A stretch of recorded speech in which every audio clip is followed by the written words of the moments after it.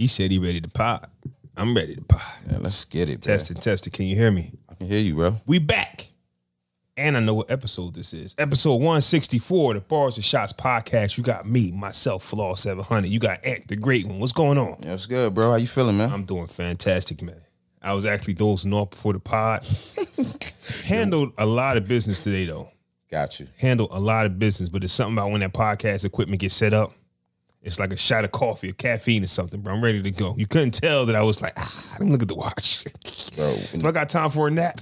When the pod equipment get on, bro, it's just like everything else around me stop, bro. Like Absolutely. Everything stop at that moment. And all I'm focused on is just these bars and shots. You feel what I'm saying? Last week not last week, but 2 weeks ago we dropped the previous episode and Roland, man, he sent it to him like, yo, the boys is back, man. Oh yeah, I think I seen that. Yeah. He said dope episode, man. Shout out to Roland, yeah. Shout out to Roland. And I hope that those that listened, you guys enjoyed what me and the great one had to deliver. Pretty soon we're gonna have the videos back up, man, because we know y'all like to watch the boys. Right. Pause live on YouTube and interact. That was one of the good things about recording is being live and interacting with the people.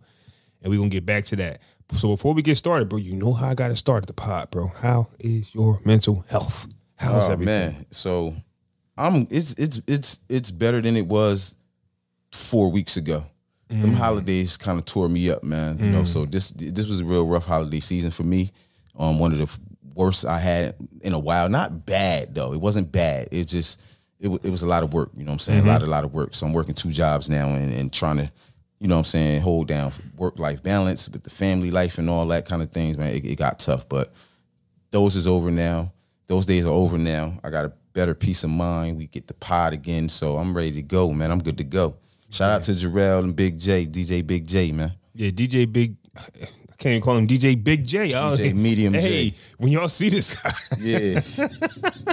Like, everything's new with this guy. Like, yeah. He got a girlfriend now. Y'all don't know that. He got a girl now, but let him talk about that. In a sense, I'm kind of not happy, but happy he ain't here.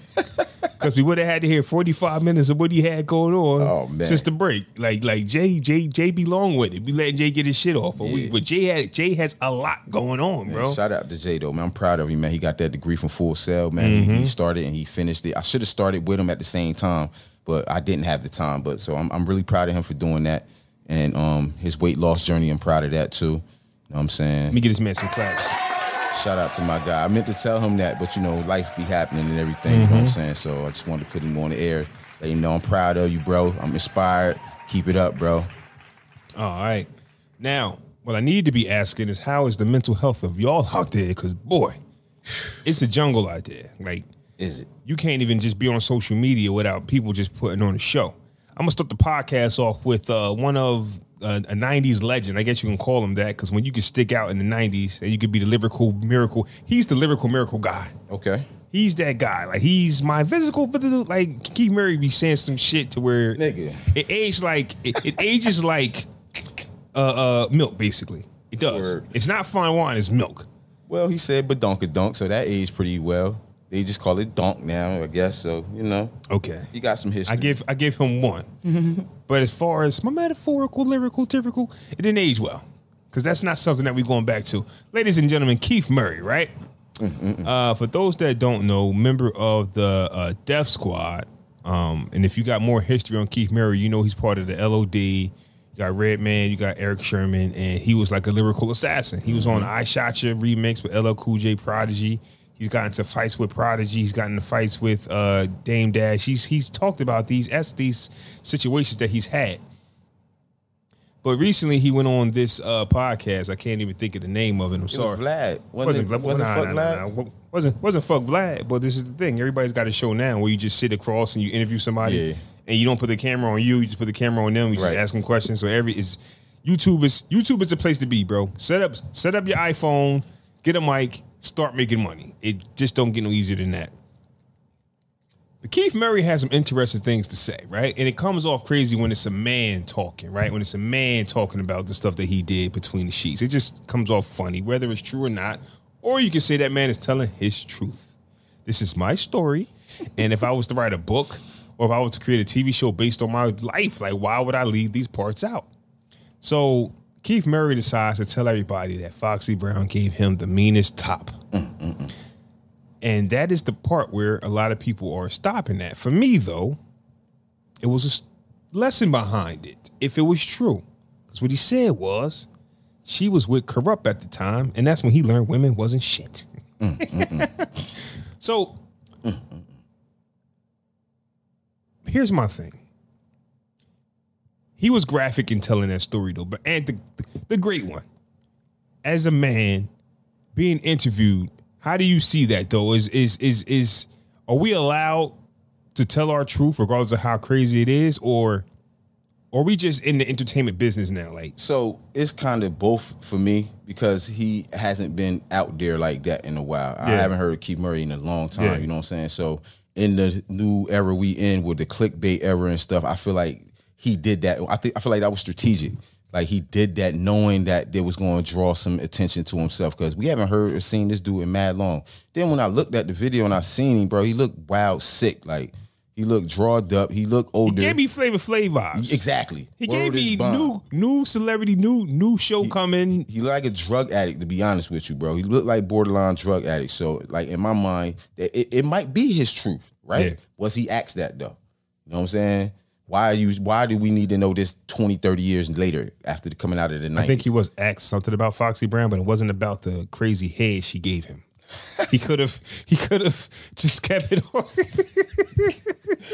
Like the way he described her head. Like first off, we talking about damn near probably 30 years ago. We talking about in the 90s where he probably got hair from Foxy. Girl, and she was a young girl. Probably got hair from her when she was she was like 16 when she was on A Reasonable Doubt. Ain't no nigga, she was like 16. Okay, but he was talking about when she was with Corrupt. So she had to be legal at that point. Age, okay. Yeah. So she was still young.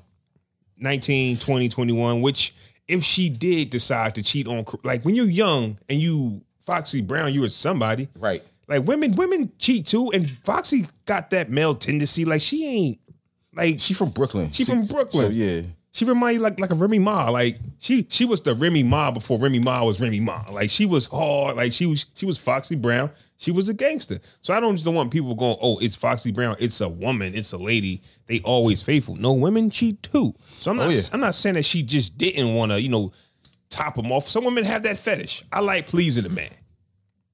You know what I'm saying? Some women have that, and he did say he went down on her. So it was favor for a favor without penetration. That's kind of whack though. Like who to talk about it? I feel like it's a little bit whack though. Like because like what are you getting from that besides clickbait and clicks and views and shit? Like what is you gaining for telling the world that you had got oral from Foxy Brown and you gave her oral? The way he described it though, he might have a TV show coming. Like he might.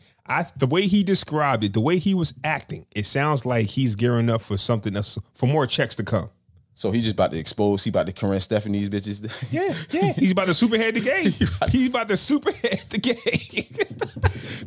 This is his tell-all book, and everybody was hot. But guess who took off and never looked back after the one or two books? Superhead. I think what Keith Murray is doing right now. All right, that's different though. First of all, she fine.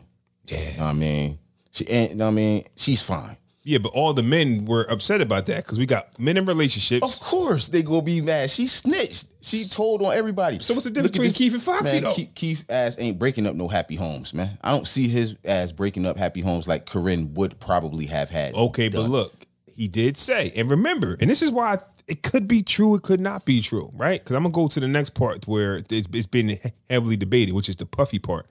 But if you remember, Corrupt did make a diss record. Remember, listen, Corrupt was part of the worst time in hip hop history, East versus West. Yeah, that was stupid, right? Yeah, two rappers died. The two biggest rappers of all time died over nothing. Not Pac, nothing. Pac, yeah. Pac was. We know what happened. Yeah. All right, moving on. Yeah. But Corrupt decided to double dip and say fuck New York again because of Foxy Brown. That shows you how real it was. Right. Everybody knew we can't beat this until we got to show each other love. But it was so real that Corrupt felt like his girl was motherfuck motherfuck him. The only ex, like he was dissing everybody. He was like, I'm cool with Boo, I'm cool with these dudes, but everybody else can get it. Because apparently some people was having relations with Foxy. She was moving around. Bro, allegedly. First of all, it's Foxy. She fine. In her prime, she was fine. Chocolate. Yeah. Feel me? Thick chocolate. Trinidadian, whoever the fuck she is. You like, you gotta respect that. You know what I'm saying? Like, because he ugly. Let's be honest. Corrupt. That nigga ugly, bro. Like, But you know, women be falling in love with the gangsterish, you know, the gangster side of you. I guess she, just because, you know, corrupt. I mean, he a real one. He a real one, but he distance. I'm in Brooklyn. You in Cali all the time. I don't know the situation. Or Foxy just could just be a player. Or it could have just, it's like, I think she was younger than him too. Like, so yeah, how age plays a part. You know, and you in the industry as a youngin', late teens, early 20s, you know what I'm saying? That's the time when we exploring and figuring out who we are as young men and young women. So how far he thought they was gonna go. Yeah, you know that's the part where I try to have conversations with young men about, but it seems like there's some women that need that as well. Because if you're young in the game and you just, I want to get married, this is corrupt, and bada bing, bada boom. What you gonna do when you in a room with one of your crushes? Right. We all got to go through a whole stage. We all got to go through a whole stage, but it just look worse on women because it's a woman. But if you like, but it's real though. Like, it is. You know what I'm saying? It's real, and it shouldn't even be called a whole stage. It should just be called a period of exploration and trying to figure out who we are as what we like. You know what I'm saying? Like, you know, you got some 16-year-olds now that are gay, that say they gay. 15-year-olds, 14-year-olds that come out as gay or trans or whatever. I feel like at that age, you don't even live long enough to even know if you that way or not. Like, well, in my mind. No, I get what you're saying, because from the things that I've seen, the kids are like, they're kind of like more confused than ever. Right. Because everybody is just doing what they want to do. Because you can be whatever you want to be now type shit. You can be whatever you want to be, and you can change it. Like, right. For me, I'm old school enough to be like, okay, like there was gay people back in my day, but they were gay. They knew they were gay. I'm saying these kids today can say I'm gay today. I'm not gay tomorrow. Like they are playing a crazy game, and Well, I mean, it's crazy, man. Like you never figured. In my mind, you always growing still at the. But you know where they get that from? It's when you are young and you just want to. I just want to experiment. That's what college is for. That's what going away with college is really for. Like, get that really. An old head told AZ, the rapper, without law, there's no order. Right. And when I heard that, I'm like, yo, he's right. And so a lot of times, not our generation, but the generation that came after us or after them or after the ones that came before them, it's a lot of free, and they're not living by any rules. So when you get this like Keith Murray situation, he's an older gentleman, but those are the rules now. Right. The rules are, I got to go viral. I got to say something. Back in the day, bro, you wouldn't know who did what. Right. Didn't know. How many actresses, stars did Jay-Z sleep with? Did Nas sleep with? Did Mike Tyson sleep with?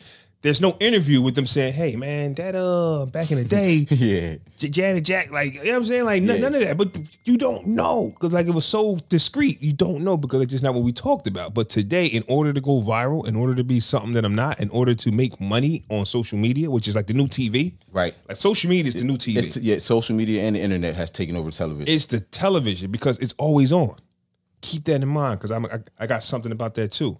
So, regardless if Foxy did her thing on Keith Murray or not, probably. We don't know. Probably. But did we need to know that in 2023? Hell no. No. Hell no. That's why I'm looking like, yo, and then okay, it's one thing if you telling the story, you up, you know what I mean, you moving around, you doing something, you look like you doing something. He looked crazy to me, bro. He looked drawed up. He had a whole sweatsuit on looking like come on, man. Like, where you been, bro? Like, you just come out of left field after like 40 years of being in the industry. Right. Now, fuck Foxy and all this. Come on, man. Then another part of the story is he goes. Shauna too, right? Shauna, yeah. He said Shauna. He said he did a whole kitty cat looking demonstration about how he was eating the thing. Bro, that's the young man's thing he playing, man. Young boys do shit like that. I ain't kissed and told I don't know how long it's been since I kissed and told, bro. I hate it to this day. Like, I mean. Mm-hmm. So he went on to say that he was there when Suge Knight smacked Puffy. Right?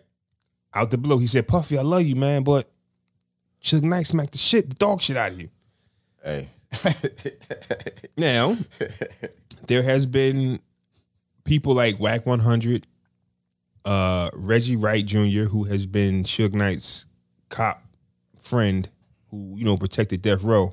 They said the way Death Row work was, it was Suge Knight and the Bloods, and then he hired the cops to watch the Bloods. Dang. So that's how Death Row used to run. Like that was the hierarchy? It was the hierarchy. Because it was Suge Knight at the top. He brought the Bloods in, but he didn't trust them. So he had the police. So he had the police watch the Bloods. Right. Oh, so that's smart, but yeah. The police watch the Bloods watch Suge. And who watching the cops? Because them niggas just as corrupt. Well, he wilding for that. But go ahead. Yeah, but I get it. That's how it went. So Reggie Wright Jr., if you don't know who Reggie Wright Jr. was, he was head of that, you know, force. So he was a police officer that worked for Death Row. But he came out and said, man, Suge ain't smack no Puffy, but he might have grabbed him a little bit, like put him in a little headlock. It wasn't no smack. So this is during the beef, or this is before. This is when like their beef started because somebody in Suge's camp was murdered, and he blames Puff for it. I don't know if you remember that. And then when Pop got shot, and they before that, or before all of this, before all of that, all of that. Okay, shit. Puff and Suge had a situation because Suge's man got killed allegedly by Puff's bodyguard. Okay, and that's what started them. Okay, so when Suge bailed Pac out, he knew he had an issue with Puff and Big, so he just used it. Yeah, so he just used that energy. He's like, yo, let's go ride on him. Like Pac ain't just come out and say, oh, you don't like Puff, or Suge was like, oh, you don't like Snoop Big. Said he had something to do with that too, though. What? Bringing Pac over there. Yeah, well, did. Yeah, bro, I never seen a guy who passed away at 24 still have fresh stories in 2020, like 25 years later. That's crazy, right? This guy has. There's a new Pac story every day. That's crazy. It amazes me, and it's still like current. Like we still are enamored with this shit. Yeah, yo. Like, we love it. Like it's still fascinating. And that's why I don't know if he was ever a part or you ever seen this question, but they asked, you know, who would you take off the Mount Rushmore? You can never take him off because I think that even today, Tupac is still affecting music today. I mean, is it his fault he did everything? So he definitely was a dope rapper. He covered all the bases and checked all the boxes off. But as a lyricist, though, I think niggas is better than him, though. It's a lot of that's the only box. And niggas with bars are better than him. That's the only box. But like I said, he check all the other boxes. He's a star. He's a superstar. How many boxes? We're gonna get into the 50 top list, the top 50 hip hop artists too as well. But out of all categories, he doesn't check one, but he checks all the rest. Yeah, and on top of that, he got star power. So outside of music, when he movies. Presence, star power, you know respect, fear, everything, love. All the women. All the women. Every woman love him. Bro. Yeah, that's you crazy. Got married women still writing letters to the fam. I've never seen nothing like this. That's the only thing you would probably say he is lacking a little bit, but he not corny though. Like he ain't like his bars trash though. Like he just not a lyricist though. He's an MC. I don't think he gave himself the opportunity to do it because he was basically a songwriter. Right. He made songs. He was a songwriter. He was a song. Yeah. Actor. Like, actor. What did this guy? Poet. Fair. Yeah. This is why you can never take him off because you cannot find one person that can do all that he can do. Now, if the lyricism... X would have probably been next. X probably would have been the closest to him. You still got other actors and shit that, you know, can act in things like that. Queen Latifah. Rest in peace to X. X issue was we knew he was a dope head. And I'm not going to lie. That takes points from you. You're never going to be as cool as the guy that doesn't do it. Queen Latifah, you got to put in that category too because she don't get the credit she deserves, bro. She been in it a long ass time. I would have to definitely separate male and female from that. She do it all though. She do it all. I would have to separate male and female from that because there's just so many other men that done more. Where she would be like not so high on the list because Ice Cube, Will Smith. She was doing it before these dudes though. But who has mastered both? And she owned Flavor Unit, bro. That produced movies. She been doing that for a long time, bro. She up there. You know what I'm saying? But wait, let's say that. We're going to go back to the top 50. Okay. Because all of that plays a part for me. Like all of everything. It's everything. You know what I mean? It ain't just one thing. So Keith Murray says Suge Knight gets smacked by Puff. But there's people that's close to the situation are denying those accusations. So Suge didn't smack Puff. That's what the people are saying. So what why is he talking out his Which ass goes then? back to this Foxy Brown situation. Even though Corrupt felt like she was cheating, Foxy Brown had every right to cheat, regardless of what you think. Like she's 19, 20 years old in the music industry. You can't take everything that Keith Murray is saying with a grain of salt.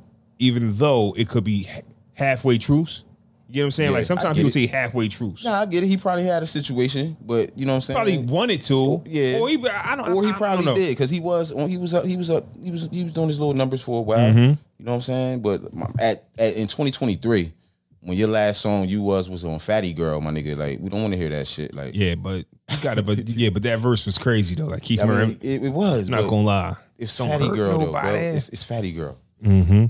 All right, so moving on because Keith Murray.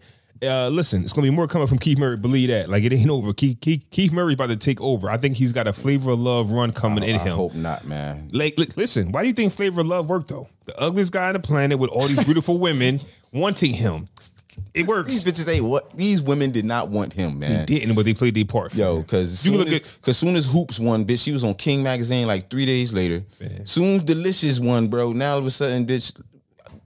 You know what I'm saying? But did you believe New York though? I think New York really was. She was. I don't know. I think she played her part to the fullest though. I think she super played her part. And you see what it did. She got 2 seasons out of a show. Yeah, you could tell when the other ones fell off. He was just like, bro, I'm just here for the show. Bro, New York played her part to the T. I met New York once in New York. Yeah. I met New York once. How was that? She's everything that the camera says she is, and her boobs is lopsided. But sorry, that's what stuck out. But that's the first thing that stuck out. One was sticking up and one was down. That's what happens when you get that work done. I feel sorry for the women that got that early work. I think that trial and error work. Yeah. The first COVID vaccine work. I feel bad for the women that got that early work. Remember them asses with the skinny legs and they still exist. They still doing them. I think it's better proportion. Everybody can't go to the Dominican Republic. Okay, well at least they got options. I think back then it's just you just got what you can get back then. Word. So speaking of trolling, right? I want to talk about this. I know where you going. Go ahead. Nah, Ja Rule. Yeah. Oh, yeah. Okay, Ja Rule, 50 Cent, right?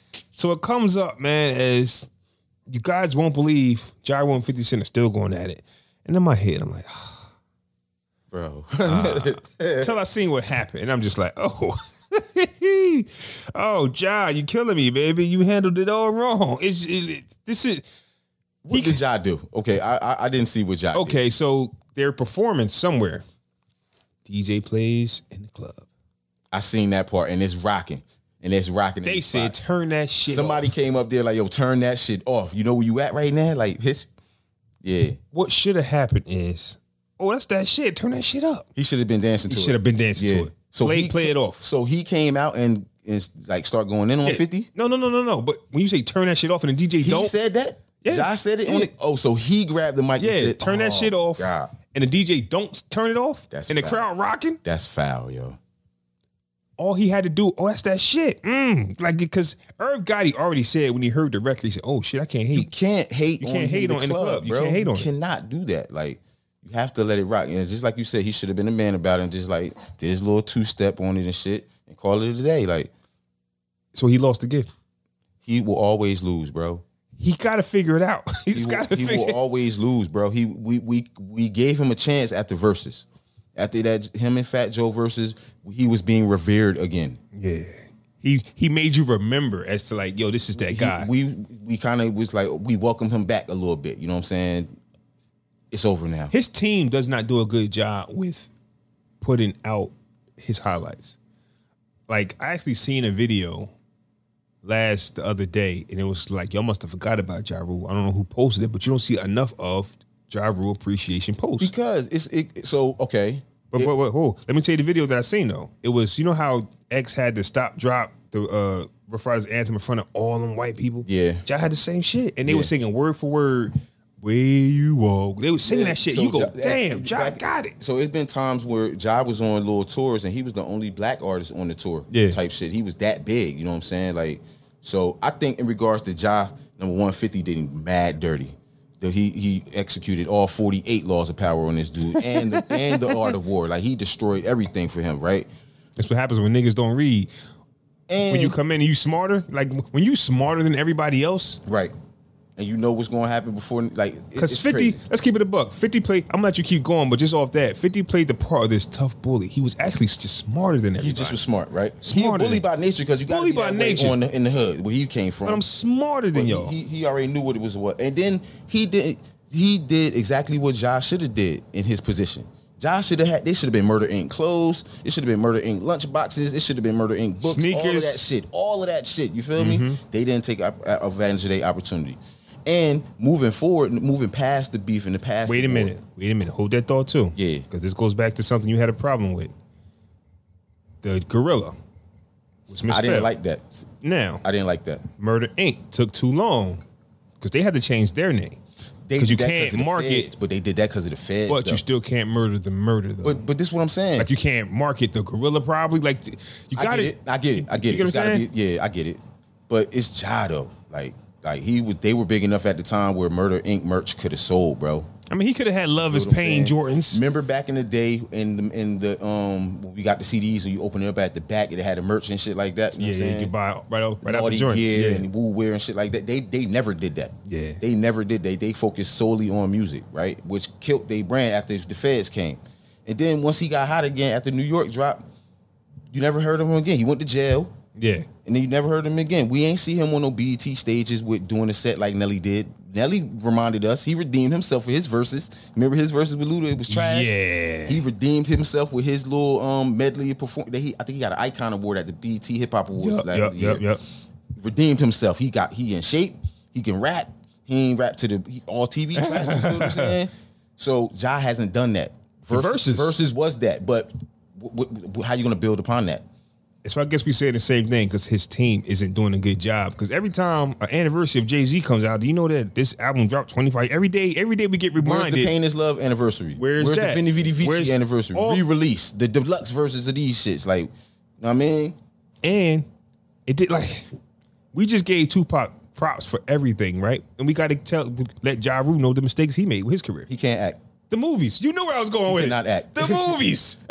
That movie Half Past Dead with Lawrence Chestnut was one of the worst. Assault on 13th. Oh my God. Like, he just can't act. It was the movies. And if he did do a good job, it's because they gave him like a small role where he couldn't fuck up. You're not showing no type of emotion. We talking about Pac and DMX having starring roles. And we're going to see what's that X movie he had where he was Romeo Must Die. Romeo Must Die and Cradle to the Grave. Bro, Romeo Must Die. Belly. He promoted that shit on the radio, starring DMX. And this nigga had 2 scenes in the whole movie. Yeah. That's only something that The Rock could do. Remember when it was like The Rock movie, but it was The Mummy King? He was in like 2 seconds. We all went to the movies to see The Rock, and he was in there for 2 seconds. Said, we need to get his brother his own movie. And guess what happened after Romeo Must Die? DMX got his own movie. Cradle to the Grave or something like that. Exit Wounds is another movie. Cradle to the Grave. Cradle to the Grave. You know what I mean? So, yeah. And that stopped because, once again, X chose to do drugs. Then have kids. Yeah. You know what I'm saying? So that's just like, when we talking about, it's not just the music job. It's like, okay, the feds came. You had a whole nother opportunity to act, and you just couldn't get that right. So, but then you gotta recognize your strengths too, man. Ja is a good songwriter. Ja can write songs. He wrote Rainy Days. He wrote all them songs, them hooks and shit for Ashanti. What's Love? That's his strength. He's a songwriter. Why are you not out here writing songs? You went on Drink Champs and told niggas you dope as hell. You can don't put you in this hip hop box, even though you are hip hop, but you can do this and that too. Why not build upon that and build your publishing up? Since you can't act, since you ain't making clothes. He doesn't want to be in the hip hop box. I think we were trying to he wasn't in the hip hop box. No, it was like he didn't want to be in the pop box. He didn't want to be like pop. About to say, bro, you trying to fight your way into rap, don't you? He didn't want to be pop. He had to remind, so that's what Versus was about. Like them first couple songs, remember when he was with the Murder Inc., him, X, and Ja, that's why he did that. That makes more sense, because if he would have said, don't put me in that rap shit, I was like, bro, you're not even in it. he wants to be known as straight hip hop, but that can do other things too. Like, because he gets mad at the point when people, like, for example, and the reason why I know this is I just watched it. He was upset that people be coming at Drake the way they come at him, bro. You know what I'm saying? Because he got bars. Because Drake can rap. Drake has been. Ja has it? Listen. He said he get upset when people come for Drake. You know what I mean? But for what? Drake hold his own. We never seen you hold your own. He clapped back, bro. Clap back didn't work. He clapped back. Drake did back to back. Drake did. Listen, Drake has been to war with Common. Hey, yo, that's crazy. How your diss record is Grammy nominated though? Like, that's nuts, yo. But yeah, like Drake, like, you don't want.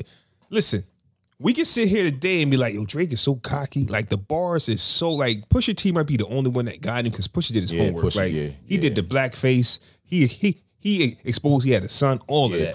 He Not everybody doing with that. Yeah. That was he beat Drake at his own game because Drake did that to Meek. Yeah. And he did that to Drake. That was crazy. So that's not saying because 50 ain't undefeated. We remember when D Block came out, we was like, oh, this shit over. Like shit, Ross, he ain't even beat Ross. Teach his own, whatever you want to say. No, all right, he did. All right. He really did. Tomato.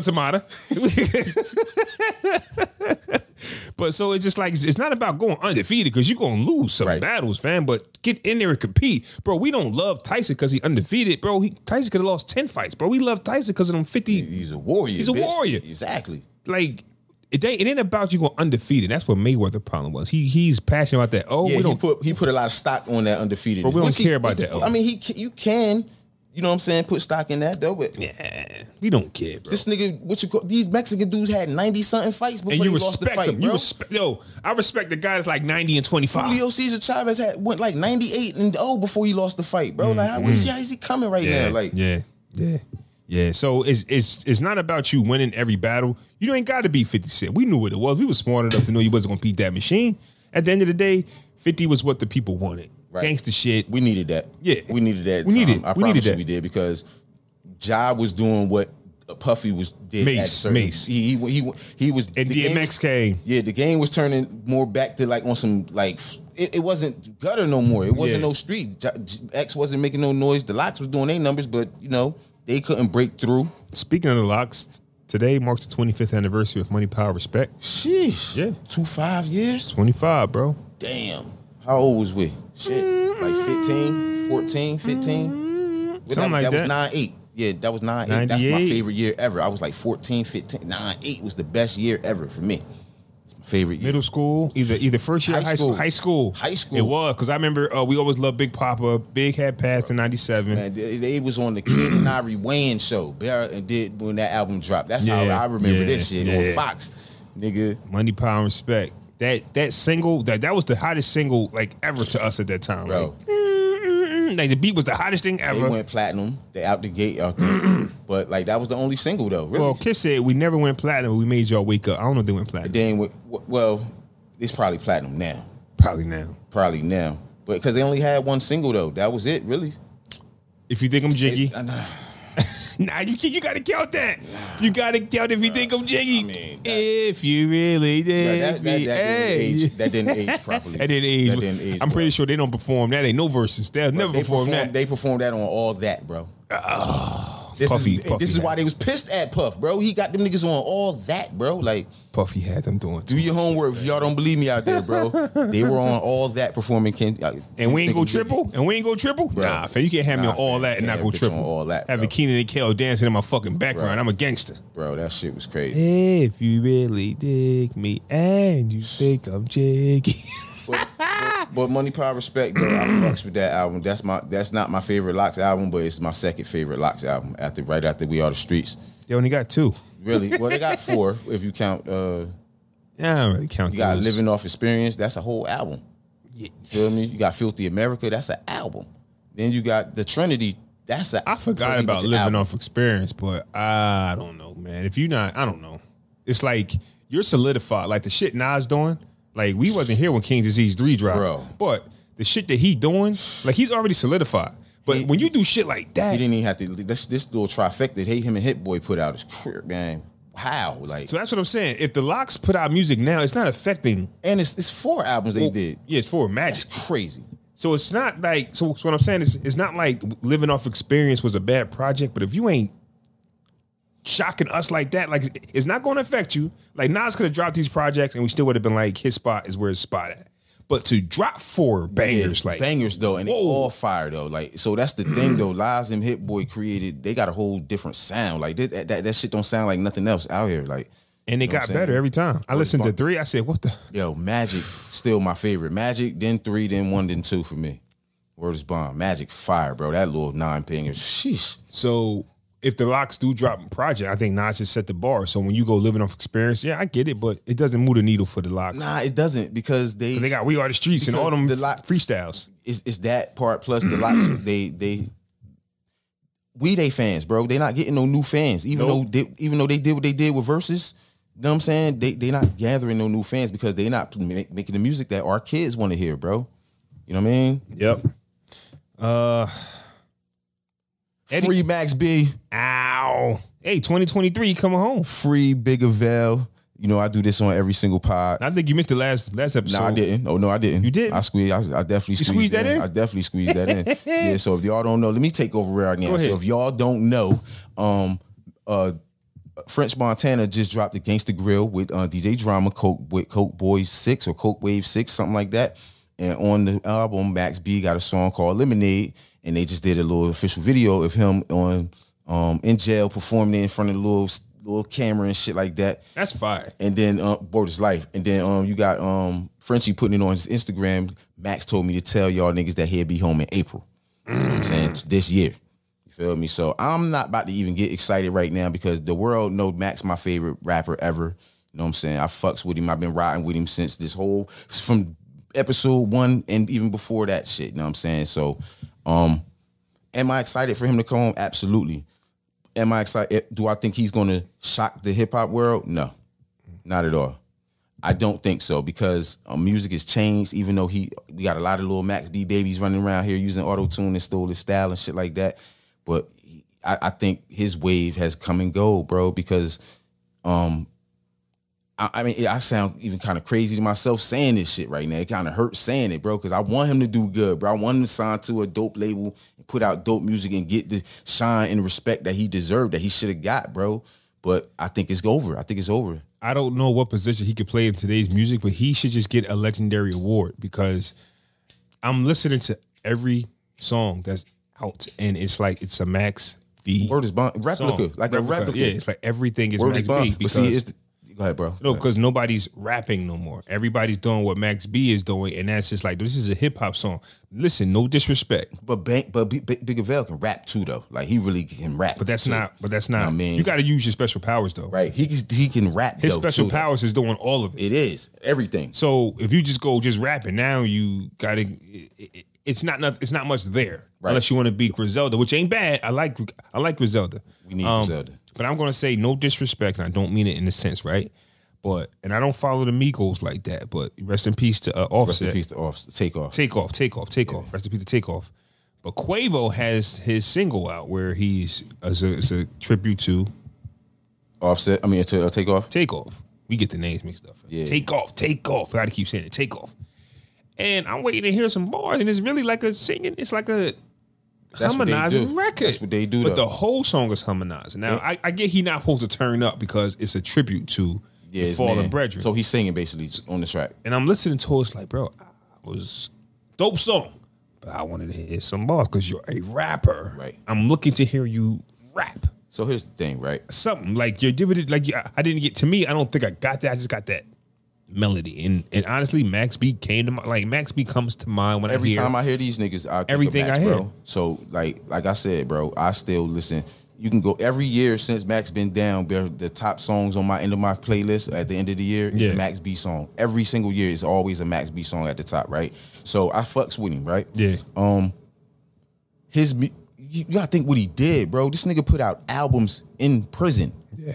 People ain't put a new music though. This ain't old music that was in a vault, bro. He recorded new albums in prison. That's why I say recording that music video in prison is dope. Regardless if it's just him just looking at the camera. The albums may not be at the caliber of where they could have been because of the quality of production, right? So he got this dude Paul Couture who he messing with, and Paul Couture give him dope beats. But just think about Max on a London on the Track beat or a DJ Mustard beat, bro. Like on an official super producer beat, a Hit Boy track. Just any nigga who was like, and no disrespect to none of the producers that he has. Shout out to Dan Grease, shout out to Young Los, know what I mean?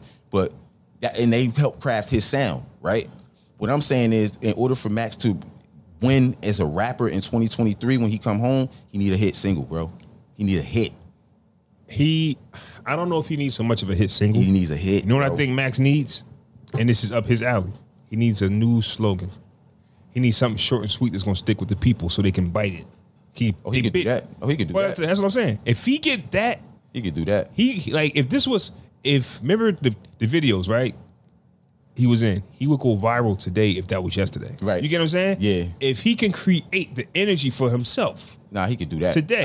He a star, bro. He's a star. He's but definitely a star. I'm waiting to see it, but he has to create a new slang. Bro, he been sitting. That's going to take off. Sat down for like 14 years though. He been sat down, bro. You know what I'm saying? It's going to take him a while to get his swagger back. I feel like just in life. And you know what I'm saying? I think once he comes back with something that's his own, that people can go, oh, that's Max B. That's what I'm saying. Like once he get his sound back and he get a dope, like once he get Dame Grease back and they start putting these street treats back out in the streets. I don't want no Dame Grease. Bro, I'll tell you why.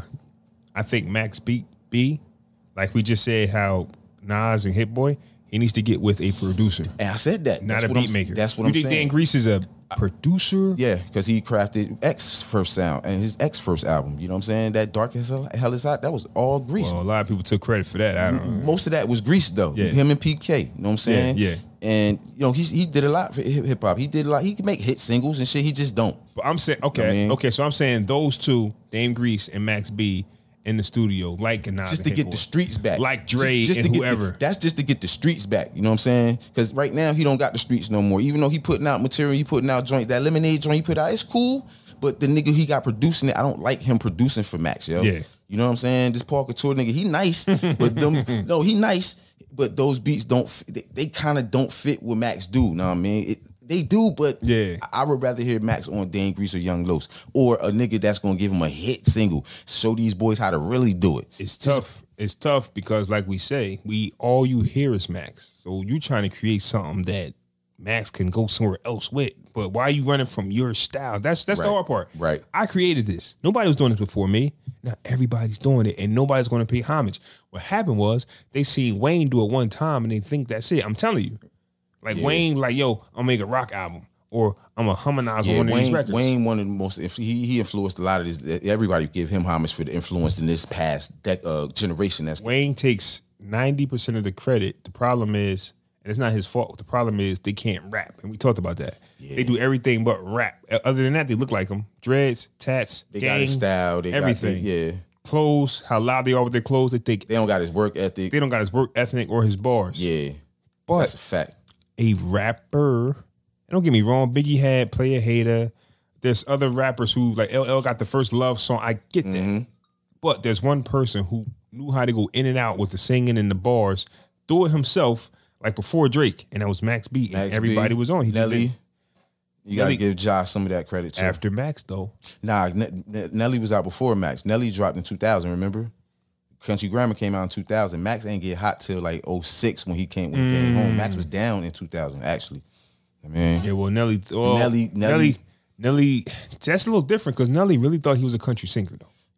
But it sounded good. It sounded good. EI sounded good. You know what I'm saying? Like, shout out to Nelly, fam. Shout out to Nelly. Put some respect on Nelly name. You know what I mean? People in St. Louis think we hate I want to see Max do good, man. I want to see him land on his feet, man, after doing this bid, yo. I want to see him really land on his feet and get the shine and the credit that he deserved. He the reason why Jim got hot. Like he said in his own words, Jim Jones was a whack nigga on his way to church. And then when he met the Bigger Veil, now all of a sudden it's Harlem Diary of a Summer and Hustler's Poem. And bitch, he that nigga now. Like, so, you know, that's how I just feel. I mean, no shade to Jim Jones, but you should have did what you're supposed to do, bro, and just put my boy out, man. Max B, home in April. Can't wait to see allegedly, man. Allegedly, man. Because if you look up his shit, his max date is 2025. So we'll see. We'll see. Eddie Murphy, right? I can't remember the award show. Golden Globes. I didn't even know it was on. I just turned on. I stay away from the socials and the phones and stuff like that. Plus, I got a night job. Yeah. So I have no idea what's going on in sports. I hate it. Yeah. It's horrible, right? It's horrible when you got a night job. You have no idea, bro. So I get you. So I didn't even know there was an award show. I just see Angela Bassett won an award for the Black Panther. There's a lot of winners, and I saw this one clip to where it was like Eddie Murphy makes joke about Will Smith, or why did Eddie Murphy explains a joke about Will Smith? So I clicks on it. Come on, let's get to it. What did he say? And one of the jokes he made was there's 3 things how he's kept, how he's survived in the business, pays his taxes, minds his business. And keep Will Smith wife name out your fucking mouth. Yeah, that was hilarious. That works. It works. I like it. apparently somebody thinks didn't like it. His name is Tyrese Gibson, people. Tyrese Gibson had some choice words for Mr. Murphy by saying, hey, told him he loves him, but hey, man, it's old. Let's move on. Then another gentleman named Ray J had even nicer words for Mr. Tyrese. These like Cali niggas is really different, man. Yeah, Watson, wherever Ray J from. But yeah, Ray J really had some harsh words to say at Mr. Tyrese. Like, yo, don't talk about my heroes, my idols. Like, he really took offense to. Wait, he stood up for Eddie Murphy? Yeah. Oh, I read the caption wrong then. Okay. So Tyrese felt like the joke was old and corny. So Eddie, let's move on. Tyrese got Ray J got wind of it and was like, yo, bro, that's my idol, it's my homie. I got the booty goons. He ain't say that, but we know we know what type of time he on. We know what type of time he on. Yeah. If Ray J after you, the booty goons ain't too far away. He said it, not me. Yep. So could ever put that on me? But Ray J definitely wanted some sauce. And I'm looking at this, bro, and this is where, the theme of this episode is definitely going to be how social media is like the new television. It's like it just never goes off. It's the new, how do I get my next TV show? How do I get more people to watch my real video? Let me go viral on social media I can get this TV show. Let me go viral.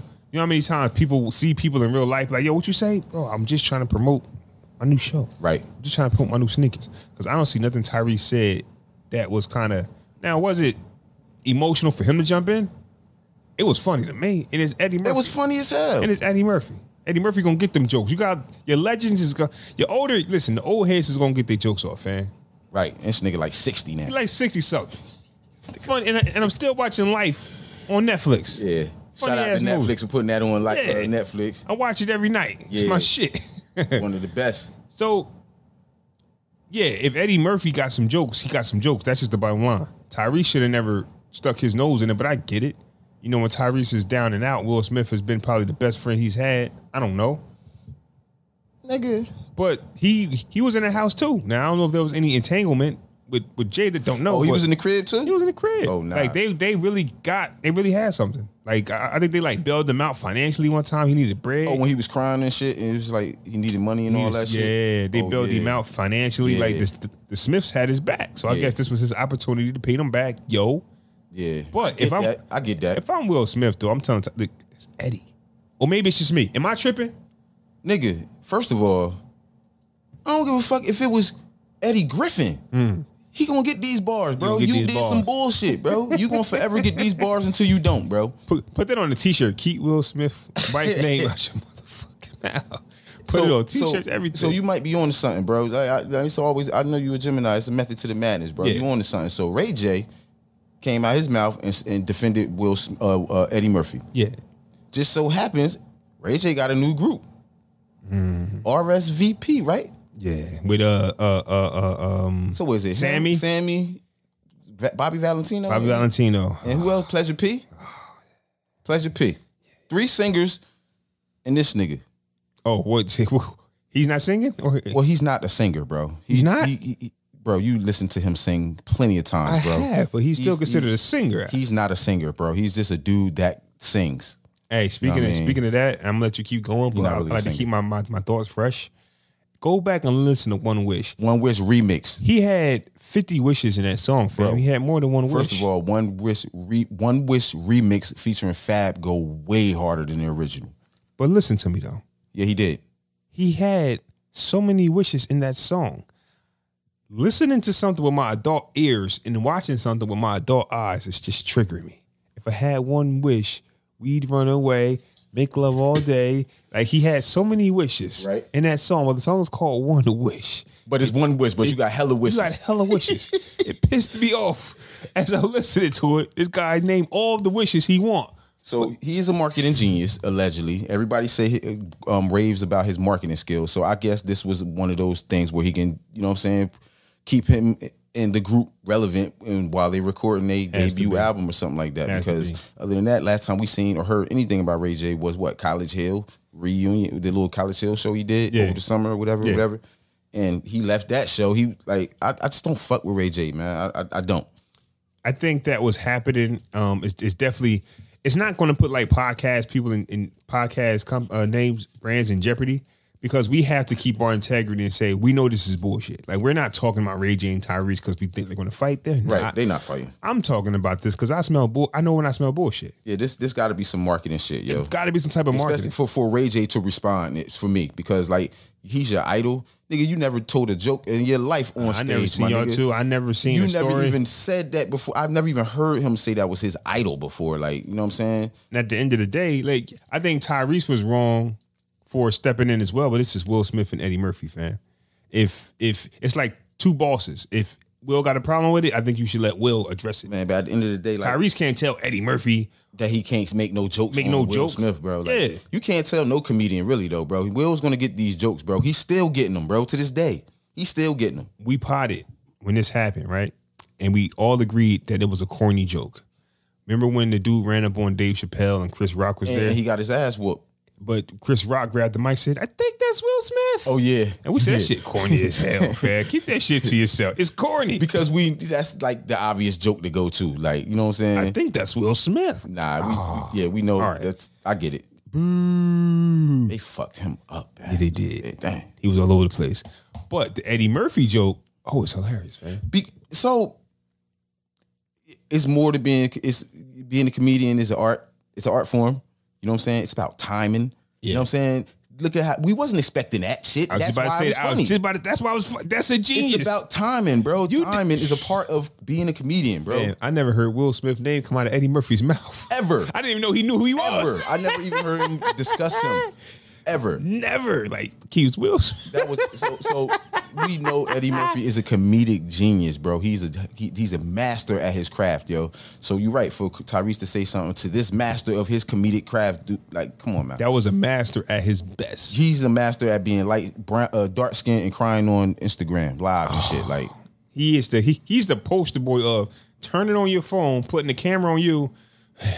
I need my family. I can't do this. Why? Like there's no mental block going on in my head to have me open up my phone. I went through some shit this summer and wanted to do that, but couldn't bring myself to do that because I'm just like, yo. It's a thought. Like, I wanted to just do it. Like, yo, you know how sometimes you reaching out for help and you going through some shit, you may not feel like, you know, nobody's there in your How corner. do you get people to see that I need help? You throw some shit on Instagram real fast. You throw a stat or a post on Instagram that might make people reach out and say something to you. But it might last like a few minutes. I'm guilty of that. I'm guilty of that. Yeah. I threw something out there one time just to get people to say, hey, you good? And then took it down immediately. You got to take it down immediately. That's my point. It's up there. Like, 2 minutes. All right, delete. Just so people, you know what I mean? Because, you know, it's hard being a man, bro. It's hard being out here on your own, bro. This shit tough, bro. Yeah. Like, feel me? So because of the expression part is, you know, like women. I'm going to express myself, bro. I don't give a fuck. But how, bro. though? The way we do. That's what I'm saying. Like, Tyrese needed to express himself. He chose. He a whole singer, though, bro. He could have went in the studio. That's where the best shit comes from. Usher, Confessions. That's where the best material comes from. Pain, places of darkness and shit like that. We could have got a Black Rose 3, 2. But what you do? You be Black Tie and start rapping and shit. Like, we don't want to hear you rap, bro. Like, you got all that pain built up and you want to be a rapper. Come on, bro. Beefing with Genuine and Tank or whoever was in his group. And that was funny as hell. It's a funny story, bro. Tank told a funny story. I'll tell you off camera. Tank told a funny ass story about them one time, though. Go ahead, bro. You want to tell them on the pod? All right, so look, basically, it's a quick story. Tank told a story about how they were supposed to perform on USA or like the Today Show or something, TGG. And it was an argument about what song they wanted to perform. I think what was that? What was it called? I do not know their catalog. Please Don't Go. They did the TGT remix of Please Don't Go. Remember Tank's song Please Don't Go? So they did the remix to that. But the remix, Tank was just like, we just need to do this song. We all know this song. Let's do this song. Genuine and Tyrese was just like, yo, we did that song. We beat it to the ground. I want to do this song. So Tank reluctantly, they decided to do the song with little practice and went on the show, and nobody knew the words to the song, bro, except Tank. But they knew that they knew that. They knew that. Mad as hell. He said he was hot, yo, like, and he playing piano and shit. He singing, he leading, and it was Tyrese's song. They didn't even know the harmonies, bro. They couldn't even harmonize. I think I remember seeing that because I think because it's on VidCam, Yeah, right? it's on. It was on like the Today Show or something like that, bro. I hollered when I saw that clip, bro. Fan. That shit was funny as heck. Because they didn't show the clip in the interview, so I went back to YouTube and found the clip. Oh my god, bro, that shit was funny as hell, bro.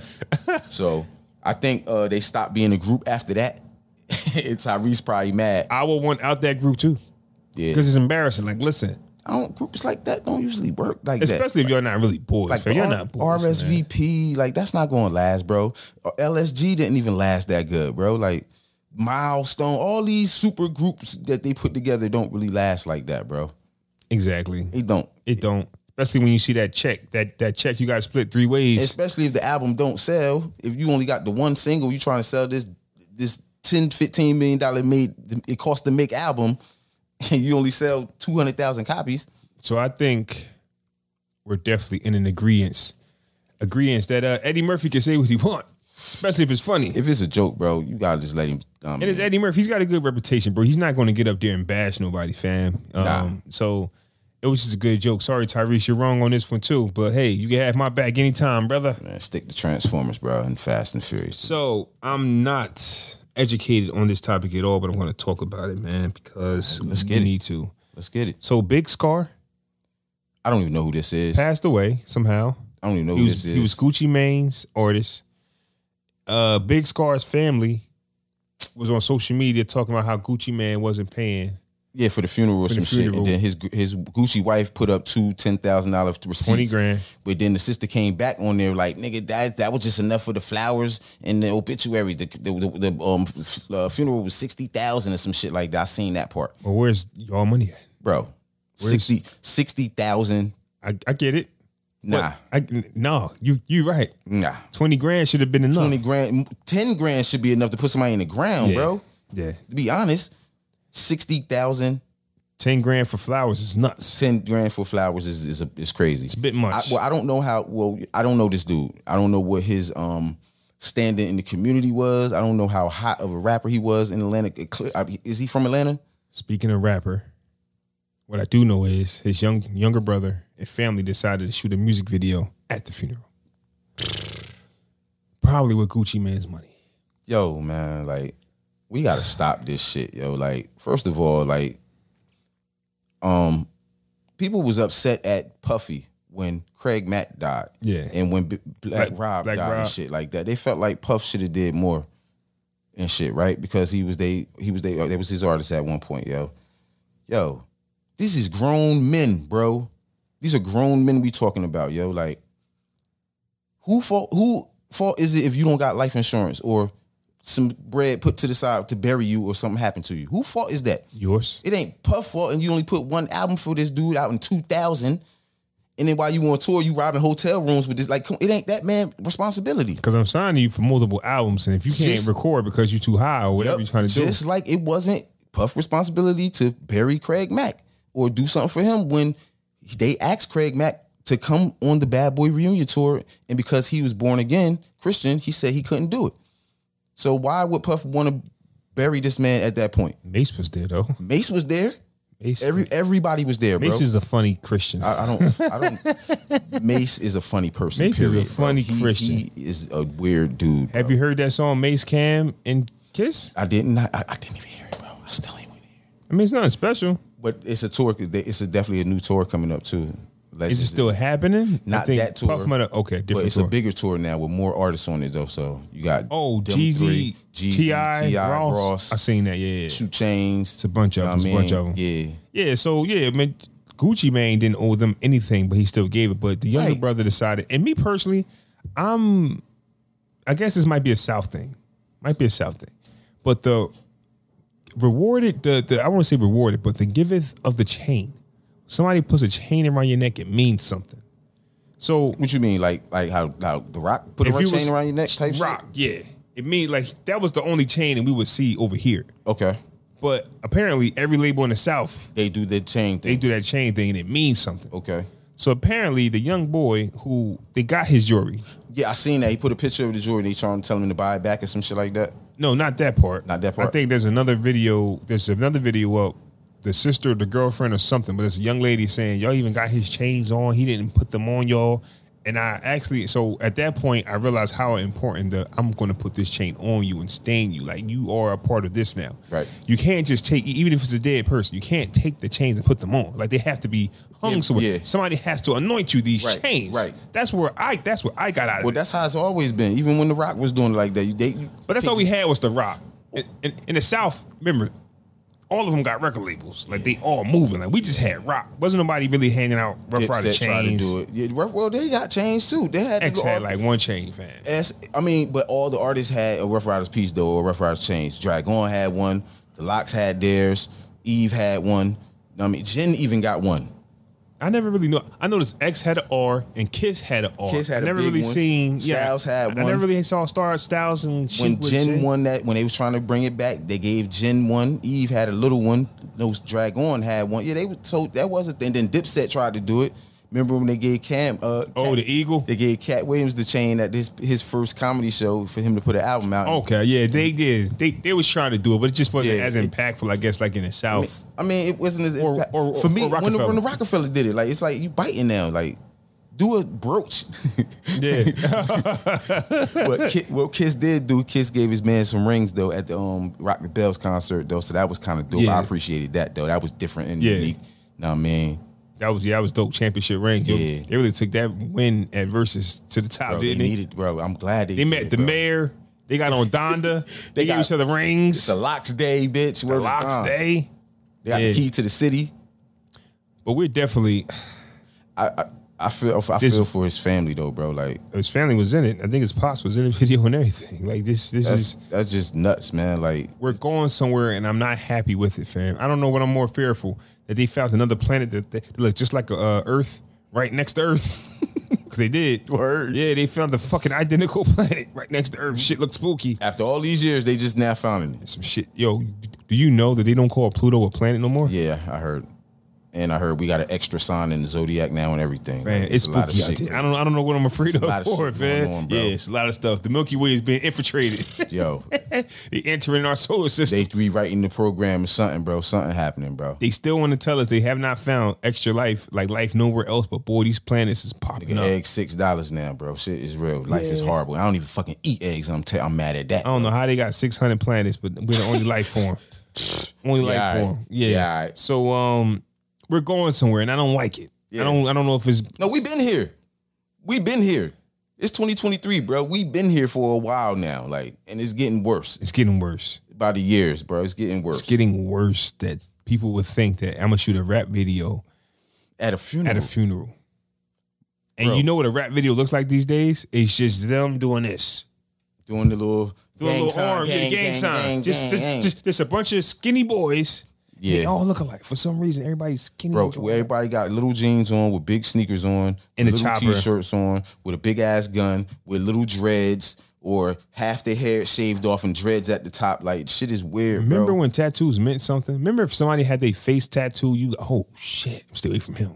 Now, I work with this guy. Right, I'm still at the job. This guy is sweet as pumpkin pie, fam. Soft as hot cookies out the oven, bro. Tats all over the neck. Just big shit, like. Maybe he ain't the tats. Maybe he just like tattoos. I know, but remember where if you got your neck, like it just used to mean something to me. Like, I mean, is he is he a white boy or? No, he's black. Oh, so yeah. Young boy, but back then you would have like he got like the red star right here, big star, and a bunch of tats around the neck. Who knows what he got on his arm? Because he wear long sleeve shirts. But if you got your neck done, I'm pretty sure you got the body done. But at the time, the tattoos meant something. Shout out to Lil Wayne and Baby, man. Them niggas started doing it, and bitch, Lil Wayne's became who he is, and now everybody want to be like that. That's the new image in rap. Remember when we back in the day, it was AVs and big jeans and Timbs and shit. Then it went to button ups and clothes getting slim. And then Jim Jones switched the game up with True Religion, slim the jeans up and slim the shirts up. Now the shit is out of control now, bro. Like, I'll keep it a buck with you. I'm glad the baggy pants era is over, fam. I don't think we'll ever go back. We might go back. Nah, I don't see it because not me. I'm not. I mean, I used to buy bitch 38 jeans, bro, and I wear 32, bro. That's the video I was talking about. Yeah, Ja Rule performs in the front of a sea of people in New Zealand and has the crowd singing word for word. If they show us more of this, we can go, woo. That's what I'm saying. But they don't show us this. That's what I'm saying. So Ja was one of them niggas that people don't forget that he can go overseas, bro, and do shit like this, bro. I mean, unfortunately, a lot of hip hop artists can't do this. I mean, he one of them niggas that probably still do this. Look at that. And he wrote this. He don't get enough credit as a songwriter either, bro. Yep. Like I ain't like, you know, I just shit on him for clapping back. I shit on him for that mesmerized video. Oh, every rapper gets shitted on, fam. Jay-Z had the Sunshine video. I shit on him for the Sunshine video. Nas had the Uchi Wally. Everybody's done. You told me you owe me. You owe me. But everybody, if you live long enough, you're going to make mistakes. You're going to make a record that people go, that ain't it. Yeah, that ain't it. Big to me, Big didn't live long enough for us to go. But Big different though, man. I don't know, man. Big was different, bro. His just based off his track record, them first 2 albums, bro. But I think the rules. No, man. I think the rules apply to everybody. I think you live long enough to become the villain. It's a real shit, bro. Like you'll love somebody today, but if you hear it long enough, you're right. Because we thought Michael Jackson could do no wrong, bro, and that Invincible album was not it to me. Let me tell you something about Michael Jackson real quick. I got Sirius Radio, right? And for some reason, they had a Michael Jackson station. And they played all the wrong songs. Yeah, they played the B-sides. I was like, what the fuck is this? Mike did this? B-side, yeah. Like, bro, this is the reason, like, I've never heard this record, and I'm glad I won't have, like, there was a plan. Like, I'm never going to get tired of the typical. Beat It, Thriller, all of that. Keep playing it. Yeah. It's never going nowhere. You do not have to switch up the mic back. He's got enough records where you can he could have all of his A-sides on a radio station, and they still probably won't repeat till 5 hours later. He's got hits galore, like Jackson 5. He's got 50 years of music, of good songs. Yeah. Yet they still played records nobody knew. Because he came, remember after he passed and his estate got sold, right? $750 million, right? They sold his estate. Now they got ownership of all his music, the unreleased music, everything. So you was probably hearing some unreleased music on those new albums that Sirius probably didn't want to pay that tab. They probably want to pay that back from the old ones. So they put them new ones out, like that Escape album that he came out after he passed away. You know what I mean? You know, the song with him and Justin Timberlake, Love Never Looks Like, you know what I mean? They would just start. That wasn't Mike's fault, though. They was crafting songs, though, at that point. That's what I'm saying. They crafting songs, though. So they trying to monetize. They spent $750. Bitch, they need to get that back. It's Michael. You know what I mean? Who spent $750? Sony. I think they sold it to Sony. You know what I mean? Because you remember he owed on half of Sony Publishing. Feel me? They got my boy out of there, man. They had, it's crazy. They got my boy out of there. It's crazy. So I know they said that. So now the estate, they bought everything back, $750, bro. That's crazy. So real quick, right? Let's touch on this. Billboard and Vibe are ranking the top 50 rappers of all time, and they start by releasing 41 through 50. All right, so they got the last 9. I mean, the bottom 9, basically, right? I asked you if you wanted to touch on this because just like all of the other topics, it's just for entertainment purposes. And I think they just do it to get us riled up and for us to click on it. Let's get it. Because this is probably the worst list I've ever seen, if not. Is it worse than the ones that have been written out that go viral? It's worse than those? This is worse because I'm going to tell you something. They're doing top 50. Off the 10? Just off the bottom 10? Bro, they got Ross at 50. Of all time? This is all time. 50. Number 50? 50. Yeah. And Ross, in his run started in 2000 or 2010? Nah, his run, where he took off, like 09. Okay, but that 09 run to whenever he fell off is more impactful. That was. Then I would say it's more impactful. Let me tell you something. Like, because where's Jeezy at? Like, where's his class at? You get what I'm saying? Like where's T? Like, T.I. isn't on here yet, probably. Yeah, that's what I'm saying. Yet, but if you're putting Ross at 50, and we're talking about Ross was there in the middle of all the T.I. We're talking about Jeezy, Luda. When everybody had to, you had to co-equal everybody. Yep. Nobody from his class is even here. So let me run down this list. Right. Okay. 49 Rev Run. I'm 48 Melly Mel. What? 47 MC Light. 46 Jadakiss. What? 45 Ice-T. 44 Queen Latifah. What? 43 Bun B. 42 Redman. What? Okay. 41 E40. Okay.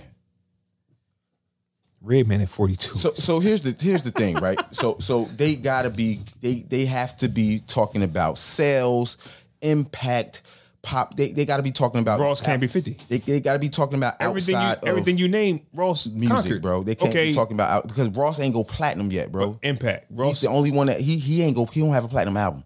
None of these guys. Only person platinum on this list Redman is got a platinum album. But Redman is a gold. Queen Latifah got a platinum album. Matter of fact, this whole bottom line is gold artists. Redman has one platinum album, and that was the Doc 2000 album, right? That's when it was Money Waters. No, Doc 2000, yep. Right? Yeah. That's when he was with Method Man, X and Doc J. Squad, yeah. That whole Def Jam thing. Yeah. He went platinum once. Other than that, E40 is a gold independent artist.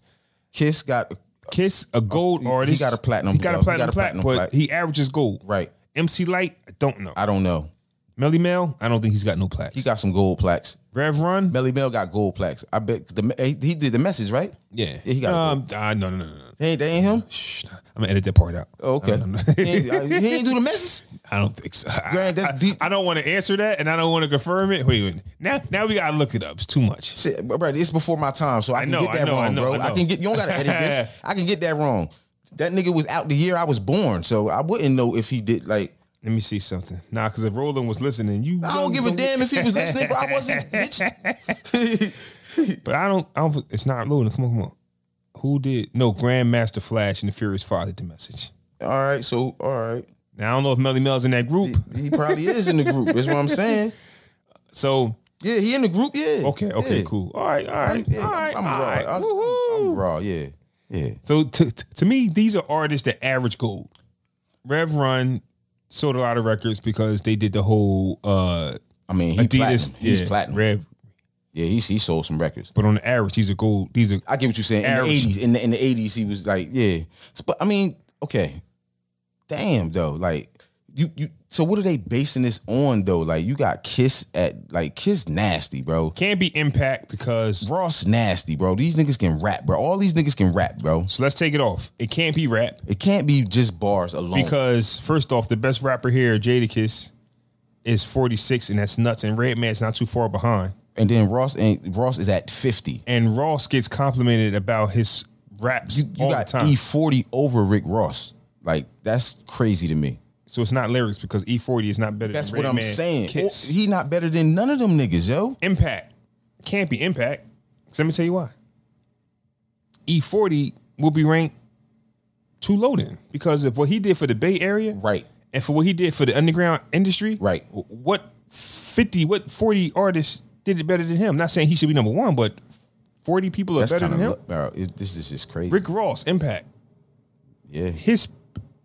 Now, the new artists have come, and he did have to, I wouldn't say compete with Drake, but yeah, he did compete with Drake. But he created his own sound, He created his own sound, and his impact, like, you had to meet, like, Drake, bro. I mean, you had to meet Rick Ross where he was at. And on top of that, bro, to be stamped in the game at a point, you had to get a Rick Ross verse, bro. I'll be honest with you. I don't think Ice-T did enough to make this list. Yeah, he did. He did enough? I think he did. To make 50? Once he started acting, bro, he took off and he was done. But he one of the first gangster rappers though, bro. He one of the very first gangster rappers, like, you know what I'm saying? But this can't be an impact list. But it's gotta be though. On some levels, Kiss they're based on pure skill alone. So they just judge Kiss off rap. He gotta be. It's gotta be, bro. He don't got no label. He don't have no artist like that. You know what I'm saying? Kiss can't go to Morocco right now and bitch. You know what I'm saying? My favorite female MC is MC Light. But boy, how is she ahead of Rick Ross? How? It's gotta be, we need to see the article in which they did the criteria for this, bro, because they saying rappers of all time, right? Mm-hmm. They didn't say artists, hip hop artists. They said rappers, right? Top 50 rappers. So to me, rapper MC is different, right? Rapper hip hop artist is different. If you're a rapper, bro, you're rapping. You feel what I'm saying? How you got Kiss at 40 something as a rapper is crazy on anybody list, bro. I'm literally about to see if the entire article is out. And then Rick Ross can rap. Ice-T, all these brothers can rap, bro. Like, and he's just the bottom 10. So we waiting on the next 10, the next couple days, right? Let's see. I'm curious to see who they're gonna have above. I think the whole 10 is no. It says that they share 50 through 41. So do we have an update? And you said it's Vibe and who? Vibe and Billboard. Top 50 rappers. Let me see. That's why it's confusing. You can't say it's top 50 and you rank Jadakiss at the bottom. You can't say it. So I think what's got me off the hook, bro. I think we're chasing our tail and we're running around in a circle and we're never going to figure this out because you can't have a top 50 list and then put Kiss at the bottom. Kiss at 46, bottom bro. 5. Right. Bottom 5 dead or alive. That's crazy. That's crazy, bro. How this guy's whole slogan has been top 5 dead or alive. And you got him out of the rappers. Because here's the thing. If that's all I do, remember we said Pop could do everything, but not the greatest lyricist. Mm-hmm.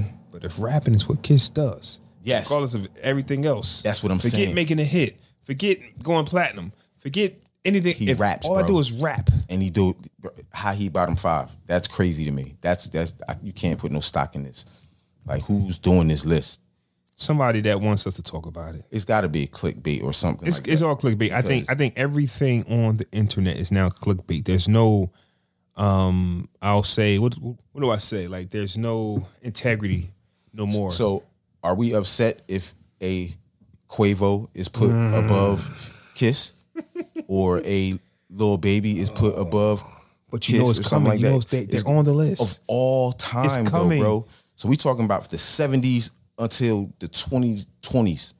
Like, I'm glad you brought that up because we can't see the list past 41, but I'm sure a little is on that. And I ain't talking about Lil Wayne. A little is on that list. Think Lil Nas X is no. I'm just saying. No. One of the littles. But another little. Lil Baby probably is gonna be on the list, bro. I mean, he probably my favorite rapper of this generation. Him and Dirk. I fuck with them. Ain't did enough. I mean, they getting wild bread right now. Yeah, they getting wild bread. So I don't. My logic behind them getting wild bread is I think they are getting wild bread because they know that they're not going to do nothing with it. Like if I was to be a label, I'd give you $100 million, $100 million, right? Because I know you're probably going to go blow it somewhere. You won't have that money 5 years. You're probably gonna go buy a few cars, a few houses, a few watches, and you're not going to starter pack. Get the rap starter pack. You're not going to invest that $100 million into your community, right? They know that, right? Look how many athletes we got, right? Millionaires. Have we built anything? Yeah, actors. Have we came together? That's where our money comes from. The entertainment and think about the entertainment, sports and entertainment. Probably over billions of dollars of money put together. Did we build anything?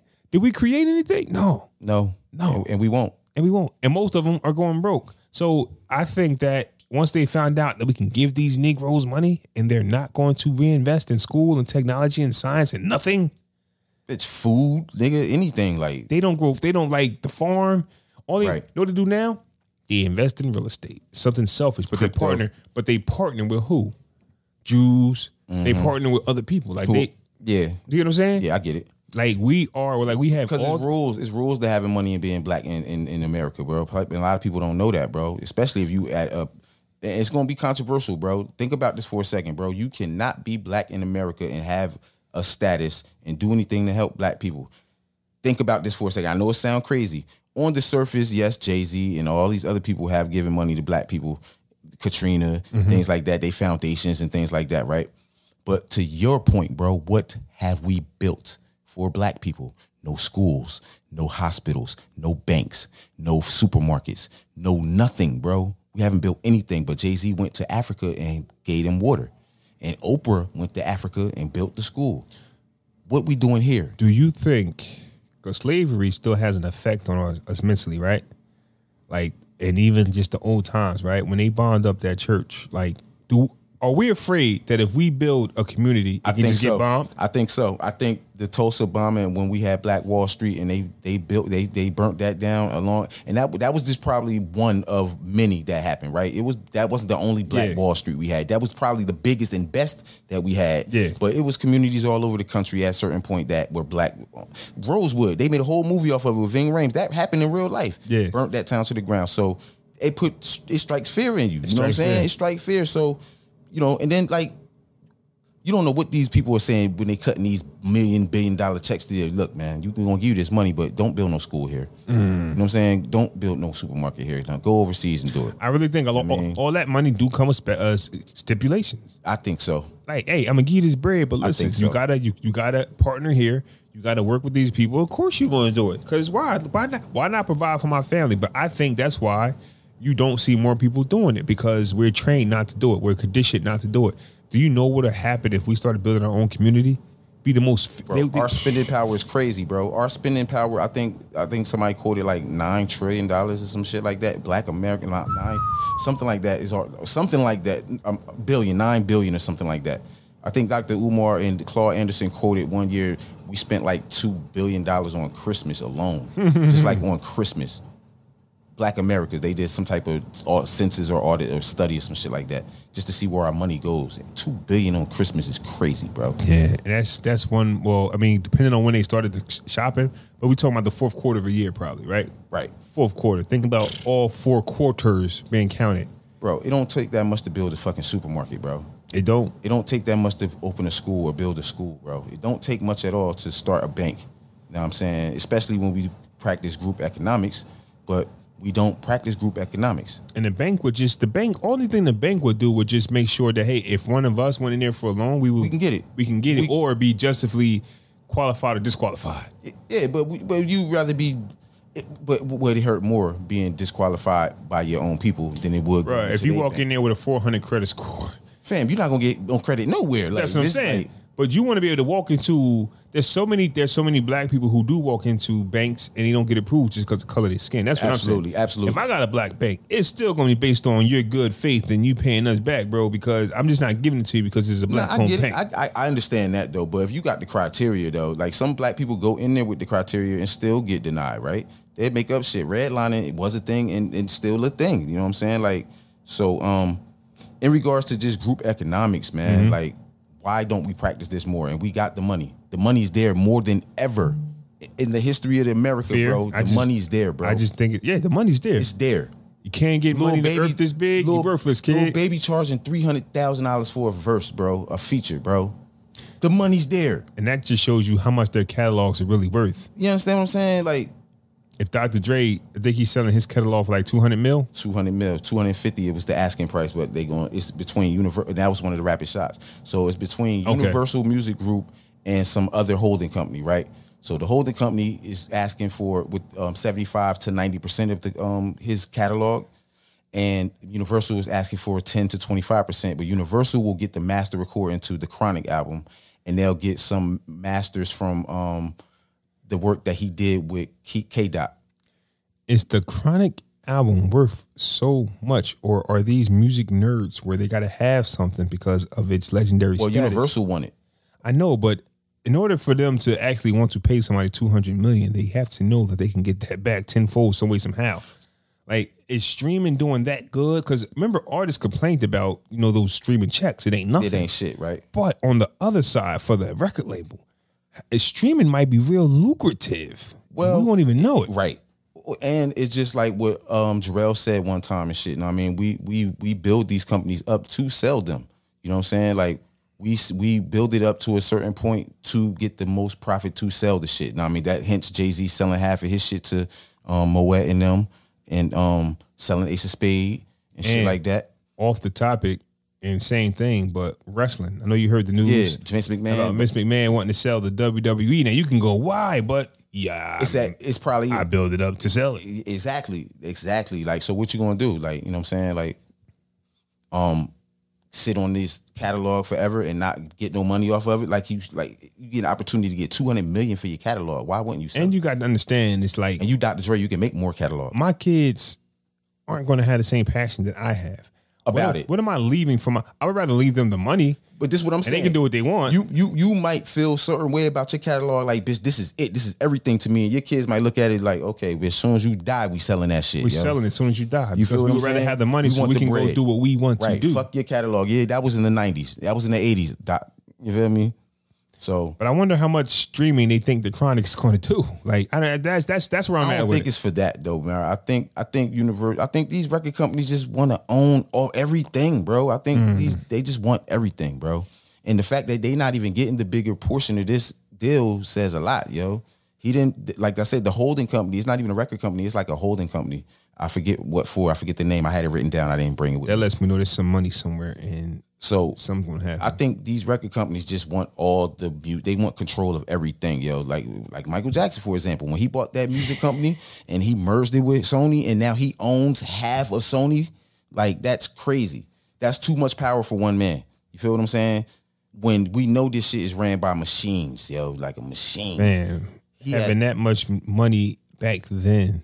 And he was gonna leave. He was gonna leave them owning half of the label. Like he was gonna leave the label after his last album, and then he died. Still at the rapper Shotz. So, motherfucking Drink Champs just got a new deal with more money.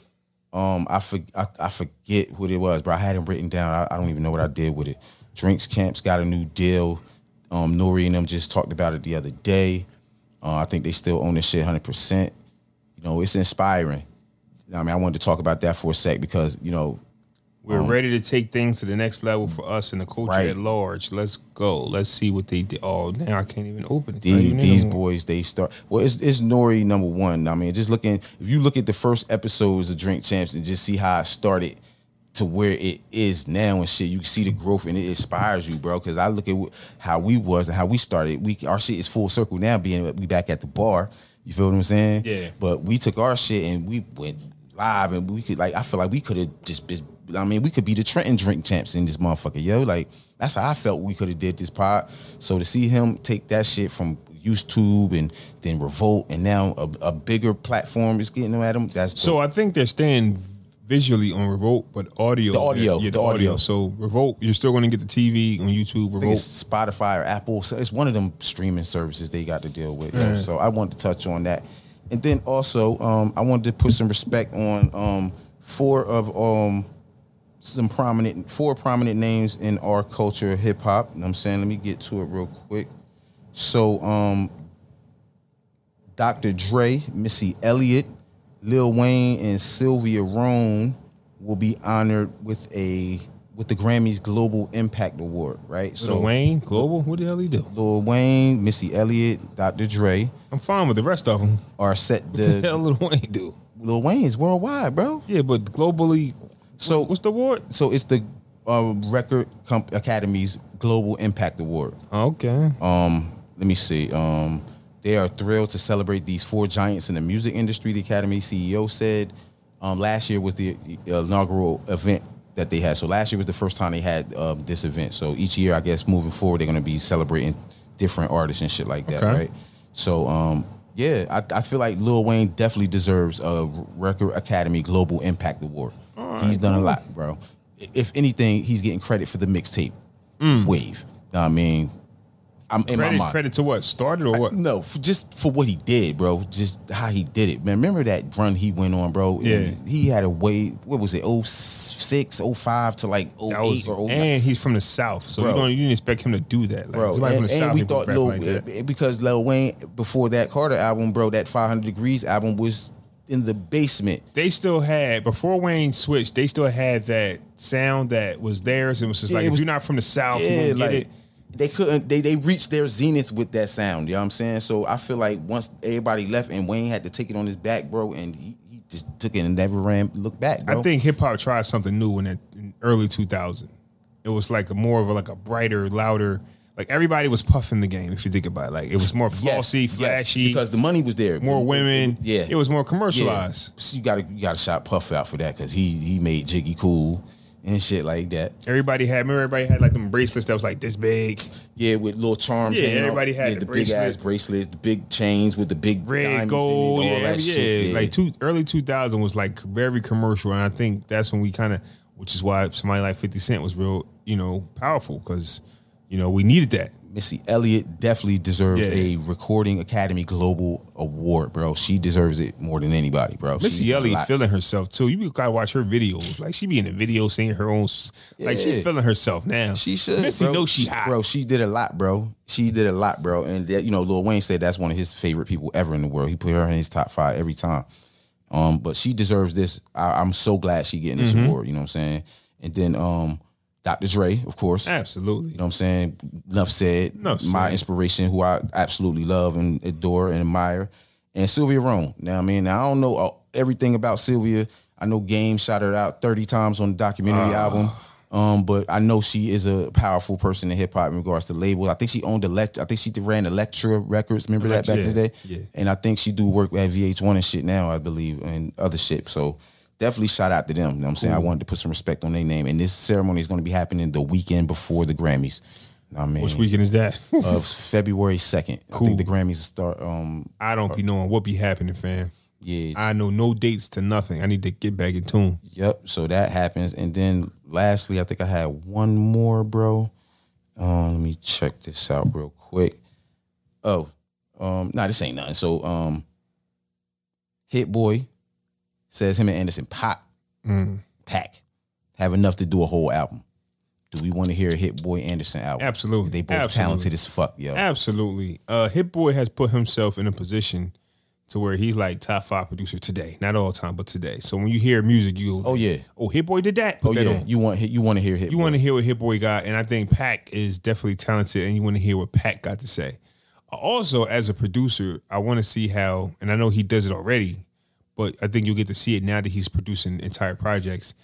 Kind of like the RZA. You want to see how he produces different artists, changes up sounds. Well, you can see it though, just based on the music that he makes for the artists that he made outside of those whole albums. So all of the Nas albums to me got that Nas Hit Boy sound. Like I don't want to hear that sound on like okay, for example, he did like 2 or 3 joints for the Snoop album back on Death Row. You know what I mean? Fire. The song with him and Game. Yeah. Fire. That sounds like nothing else I heard before. The song with him and Nas, probably? Him and Nas. Yep. So he definitely, the Benny album, you know what I'm saying? That don't sound like the Nas album. You know what I'm saying? Oh, so wow. Yeah, yeah, but with Burden of Proof, that don't sound like the Nas album. Forgot about that one. You know what I'm saying? So, and then the Griselda joints, you know what I'm saying? See, that's where Benny should have followed up with 2 of them projects like Nas did. Just kept dropping. Locking in. Word is life. Because if you come into the game, because it's not about selling records, but if you come into the game with like 3, 4 classics, imagine if Nas was a new artist.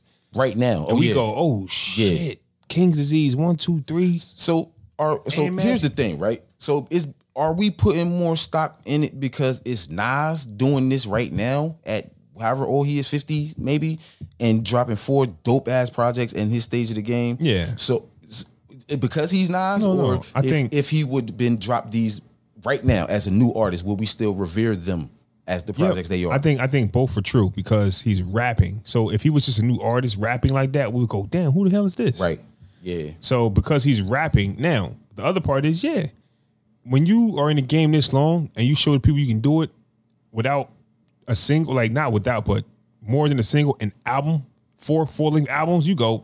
But think about how full circle Nas just came into hip hop, bro. I've never seen it done before. Think about this for a second, bro. Nas' first album, right? Illmatic was the first album in which it had a bunch of different producers on it. Remember? He got Pete Rock, he had Clark Kent, he had all these guys. Premier. Keep this in mind too. First album that was done like that in hip hop, because remember at first hip hop was that it was one producer, one joint, one artist type shit, right? Look how full circle he done came. Now he done went and got in the end of his career one producer. That's fascinating to me. That's fire. That's crazy to me. Also look at that's a good point. But also look at this too, right? They brought a good point. I was watching like one of the Dave East interviews on the Mav Hoffa podcast, Dave East, and they made it mention that Nas actually started the style that we heard up until like Lil Wayne took over. And what I mean by that is a lot of artists before Nas were characters.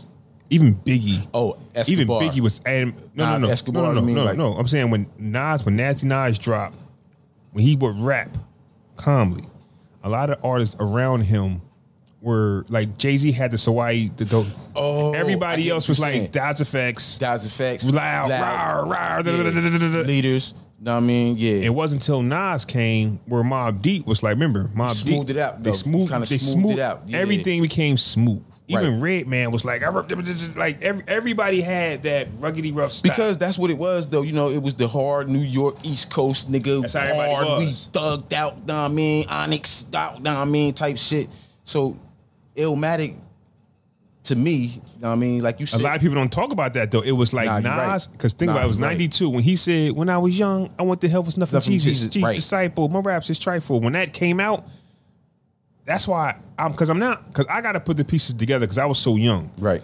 But for some reason, when Nas dropped, he stuck like glue to hip hop. Everybody just seemed to think he was the greatest thing ever, and I couldn't understand why. Like I thought he was dope, but why? But when everybody says you are, it's like, whoa. So I'm with you on that, right? Because obviously, we younger, than what hip hop is and shit. So we caught things later, especially me. I didn't catch a lot of shit until a little bit later and shit, right?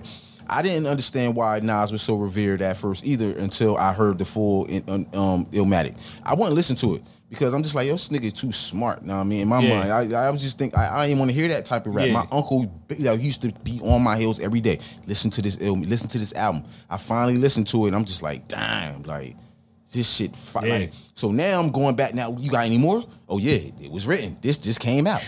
You know what I'm saying? So I kind of caught it late, but I think Nas is I think if he don't put another project out, I think that's where we're at. Thank you. We don't need another one, Nas. We good. Retire. I think we good, Nas. I think we're good. Now, do you think him and Hit Boy still cooking up? I think what they should come back is a Magic 2. Because if you think about Magic and the King Disease have different sounds. Right. The King Disease, you can tell like the King Disease are getting better. Right. But Magic is his own Magic thing. is his own project. When I heard Magic, I said, what the fuck is this? Bro, I'm still stuck on Magic right now, bro. That shit is fire, bro. Like, to me, that's speechless. That's my... I know it's not the best Nas album, but it's one of my favorite Nas albums. That Magic go hard to me, bro. Like, I think Hit Boy and him, they really made magic on that one, yo. So, want to see Hit Boy working with more artists, bro, because his sound is just crazy, yo. Who else do we want to see him working with? I think him and Anderson will work. I think I want to hear him and Benny again. Yeah, him and Benny need to put together, need to finish up the 2 records that they've been working on. But the two more projects, because Nas and Hit Boy spoiled us. Yeah. Keep it going like that. Like, we have to create something in hip hop to where it matters, right? Because not one time did we talk about Nas sales, because it's not what it's about. Can you not at this point now? Hell no. I don't think it's about sales for no artist, bro. So so how you eating then? Like, it got to be about sales at some point. It got to be. What you selling? Your image? No, I was told. I think there's more money in this streaming than we know. I think because I was watching another Math Hoffa interview with Troy Ave, and he says he makes $200,000. That's what I'm saying. Per album. But remember back in the day, the super producers was charging $100,000 a beat and shit like that. You know what I'm saying? That was big money. These are beat makers now. But that's what I'm saying. That was big money back then, though. When artists was charging $100,000 for a feature and shit like that, niggas is getting $200,000 and $300,000. Quavo charged Nicki like $250,000 for a feature, bro. Like, that's crazy, bro. Now imagine. So how they recouping? How you justifying that? It's the beauty of having your own label. How you justifying no that? major, right? So if you paying that out your own pocket, and then how you gonna recoup that $250 then? Like, this is what I'm saying. I don't need a little baby. I don't know. I don't know if it's the streaming. I don't know, but the way these guys are doing, like I said, Troy Ave says he makes about $200,000 per album, and he said he puts out 2. He puts out 6. I think he said he puts out 6. So he was basically telling people he make $800K a year off multiple streaming projects. Say it costs bitch like $200,000 just to get your single off the ground, bro. Like, that's the old way. That's the thing. Like, ain't no single off the ground. I mean, like, this is what I'm saying. A single. That's why that always sucks. And it got expired. So certain songs still do ring off and shit though. Like, that's gonna have on the radio. Like, I'm Too Sexy and shit like that. Like that. Any Drake song pretty much is a single. That's a bad example. Go Crazy then. All right, let's say Go Crazy. Chris Brown and Young Thug, right? That's a full-fledged single, right? The rest of that shit was trash. But what about the new? I think it impacts the newer artists more. I don't think Chris Brown got to dish out bread to get a single played. I don't think Drake does. I think the new artists. Now, this is the problem. When you want to sign to those 360 So you mean a new artist got to pay that bread to get signed versus an established artist? Yep. Okay. Or a smarter artist. You can just know what you're doing. Right. Like I said, you would think Troy Ave put out an album, ain't nobody played. How's he making money? He said, right. He makes $200,000. How? Don't know. I've never even heard a Troy Ave song, bro. But that too. But also, we made jokes about last year about Pat Pools putting out 1 album a month. He did. I remember. He said he's made a lot of money. That's what he said. We don't know who's playing these records. I mean, so is it you putting out the album to keep you visible in the streets to get you on tour. That could be You know what I'm it. saying? Or the streaming numbers, or to set you up to motherfucking get on a dope artist feature or some shit like that. I don't know if that's it for Papoose, but it could be not set him up him in tour. particular. Like, I mean, but if you're not on a major and you can get 100% of the stream or 80% of the stream, I'm just what I'm saying. For them to want that much for the Chronic, it's got to be a dope album. That stream. You gotta be making wild bread off the stream. It's the Chronic though, bro. Like everybody loved the Chronic. Doggy Style, bro. We can't find these albums no more. Snoop took them off. But who stream? We're not. We might stream them. I'm definitely streaming them. But the people that was actually there to experience the Doggy Style, I mean, the Chronic, they're not listening to Apple Music. They're still got cassette players. And CDs. I was okay. You right, because I still got a book of CDs I just showed my daughter the other day. Mm-hmm. So yeah. But that don't. I was there for Doggy Style. My mom bought that album, bro. I grew up on that album. I grew up on the Chronic. That's the first album she bought for me. She bought me the Chronic. You might play it on your. You feel what I'm saying? Spotify. So I will. I still do. I play it on YouTube. But obviously they're banking on enough people. I'm saying 200 million is a lot because it's okay. So it's like. How long did we have to wait for Leah's streams music get on our streaming services? You know what I'm saying? And her shit start streaming crazy once it got on there because we didn't have it for mad long, right? I haven't heard of the benefits of that album, like because once it dropped, they went crazy that one week. But that's what I'm saying. But we don't know what it's doing though. Don't know what it's doing. We don't know what it's doing. This is the Chronic. You feel me? And Doggy Style albums. You know what I'm saying? Two of the best albums ever made in hip hop. Period, yo. Like not even period. These are classic albums that we don't even have access to us outside of YouTube or if you got the album. Now, when they hit the streaming services, when they come back, I bet you they do numbers because we ain't have them. I think that the streaming, I think we're saying the same thing. I'm just saying, I think the streaming service is more lucrative than it's giving off. If you're signed to a record label, of course they might give you pennies. That's why they might give you 0.2 cents. Not even a cent. They might give you point because if somebody like Jadakiss, right? A few years ago, we talked about how he streamed 1 billion times. Yeah. I mean, imagine if he got $1. Every year, yeah. You get what I'm saying? Yeah. Imagine if he got 50 cents. Yeah. A quarter. $1 billion? A nickel. Anything in the red. Right. Bro, that check would have been crazy. I would like to see the math on 10 cents a spin. Yeah. A stream at $1 billion. Yeah, I want to see that. Yeah, that's got to be nuts. That just is cut. But see, it ain't like how it used to be when, because we ain't no physical albums no more. That's where the bread used to be. That chunk of money did it get replaced? What replaced that? It was easy streaming. But how though? Because it couldn't have. It couldn't have. Well, that's all we do. Albums were $16, $17 a piece, right? The label got like 12, and on a good artist maybe got 5 or 6. But think about it. We stream more than like. If you went platinum, that was considered a success. Yeah. Now, if you're not streaming 400, 500 million, it's like a flop. But you can do that. It's like selling 1 million records, going like physically, somebody buying your CD, could be the same thing as streaming 500 million. So that's what I'm trying to figure out now because remember a couple years ago, we talked about Lil Baby being the only rapper going platinum that year, whatever album he dropped. There were no physical albums being sold. Mm-hmm. They still press them up, but not as much. I still see them in Walmart, right? How did he go? What are they basing the platinum plaque on? Album sales and streaming combined. But how are you dictating the album sale? Like that's there's still some iTunes. You can still buy it off iTunes. You can still buy it off iTunes. A million niggas bought his shit off iTunes. You can do that. Why would you do that? Oh, I don't know. Like, why is that even a thing now? Let me tell you why. Let me tell you why, right? Because it's either that or streaming. Because like you said, the CDs and cassettes are becoming obsolete. But if you buy it off iTunes, you own it. If you stream it, the second you don't pay that $9.99, it's over. It's gone. Yeah, so depending on who you are and how you feel, I want to own this. Yeah. If Max B drop an album, you gonna stream or you gonna buy it? You gonna go buy it? I'm gonna buy it. I ain't stream. I'm buying his project. His project. Yeah. Exactly. That's what I'm saying. So if Lil Baby got that many fans out there that's going like, yo, I want to buy this. Or another strategy could be, I'm going to stream it. The last album I bought was King Disease 2. Why? Because that's my man. I'm going to buy it. I'm going to make sure you go number support one. The album, support my. Yep. But I ain't bought an album years before that or anything after that, right? But another strategy could be is now you get to stream an album. And if you like it, go buy it. Go buy it. Yep. Yeah. Or if you just like the artist, buy it. So that's a good strategy. Well, I'm gonna stream Max B album if he drop before I buy it because I want to see what he do first. Because because I just hope that he deal with new producers, bro. Like, cause you got to buy that project, man. I got bought a T-shirt. I got a T-shirt on the way for the summertime. You know what I mean? Like, you know what I mean? I should have did what I said. I should have went to the fucking jail and seen him. Got on his visit list, like I said. Sent some bread to him and got on his visit list. Yo, bigger fella's me. Who? Yo, who is you? And told me I used to live in Harlem and shit. No, I was there when you was beefing with niggas. Like, no, groupie, yo, we still gonna get that gym nigga when you get out, fam. Straight groupie shit, like, you know what I'm saying? But that's why you ain't go, man. What I'm gonna say?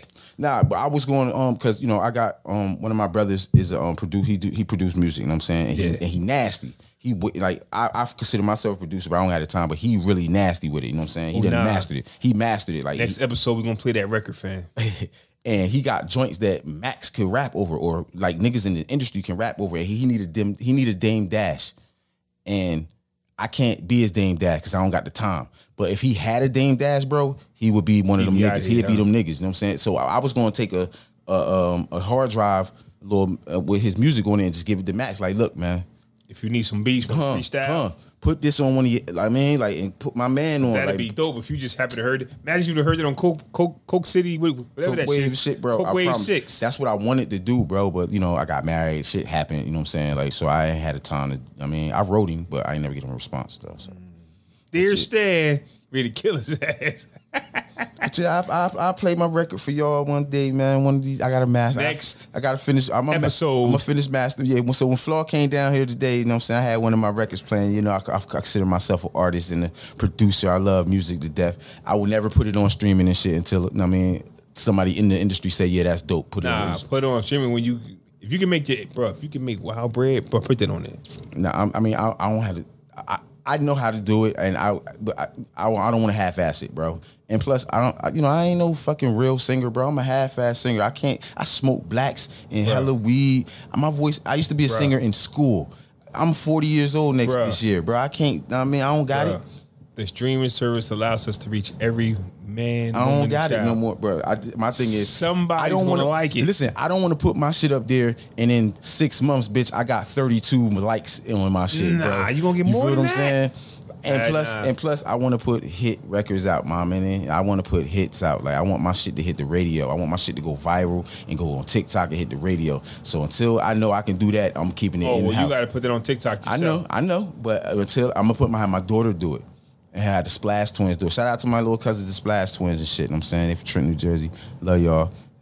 Probably had them do it or something like that.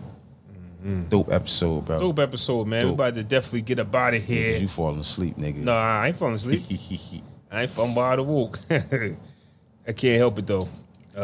I've been up. Yo, today was a beautiful day. I woke up early. Went and got some blood work done. I still got the fucking shit on me, man. Go to the doctors, get a checkup, man. Yeah, I'm due for my physical, man. Get your physical. Doctor said my heart healthy, everything healthy. I lost some weight. When you had COVID? I had COVID last year. And, I had it twice. Yeah. And I had it in 2020, and I had it in 2021. But the second time was way milder than the first. The first time was terrible, super terrible. So they checked my blood and they checked my lungs and shit to see if any damage was there. So I was good last year when I got my physical for the wedding. I need one this year, but I know I need one because I'm working 2 jobs, bro. 2 full-time jobs, bro. The world didn't think I could do it. You know what I mean? Nobody thought I could do it, bro. I didn't even think I could do it, bro. But I'm working 2 full-time jobs by the skin of my goddamn teeth, and it's probably the hardest thing I ever had to do. So because of that, more than ever, I have to be conscious of my eating habits, my sleeping habits. All of that. You know what I'm saying? So you mentioning the doctor, definitely I got to go to the doctor. You know what I'm saying? Go to the doctors, get that checkup. I did that. Me and my kids had dentist appointments. Figure, right? My 2 kids, cool, but I'm the only one with a cavity. My son tooth just fell out the other day. He like a jack-o'-lantern. I'm a grown-ass man. My kids take care of their teeth better than I do. I'm just ready for all my shit to just fall out so I can get dentures like Nori, man. I need a new set. I wonder how that work. Do they got to pull all your shit out? It depends on how your shit coming, right? So if your shit already fucked up at the top and you only got a couple hanging on, they'll just pull them shits and let them heal, and then they'll fit you for your dentures. But if your shit is like halfway decent, they'll shave what's left and they'll fit the ones over top of them.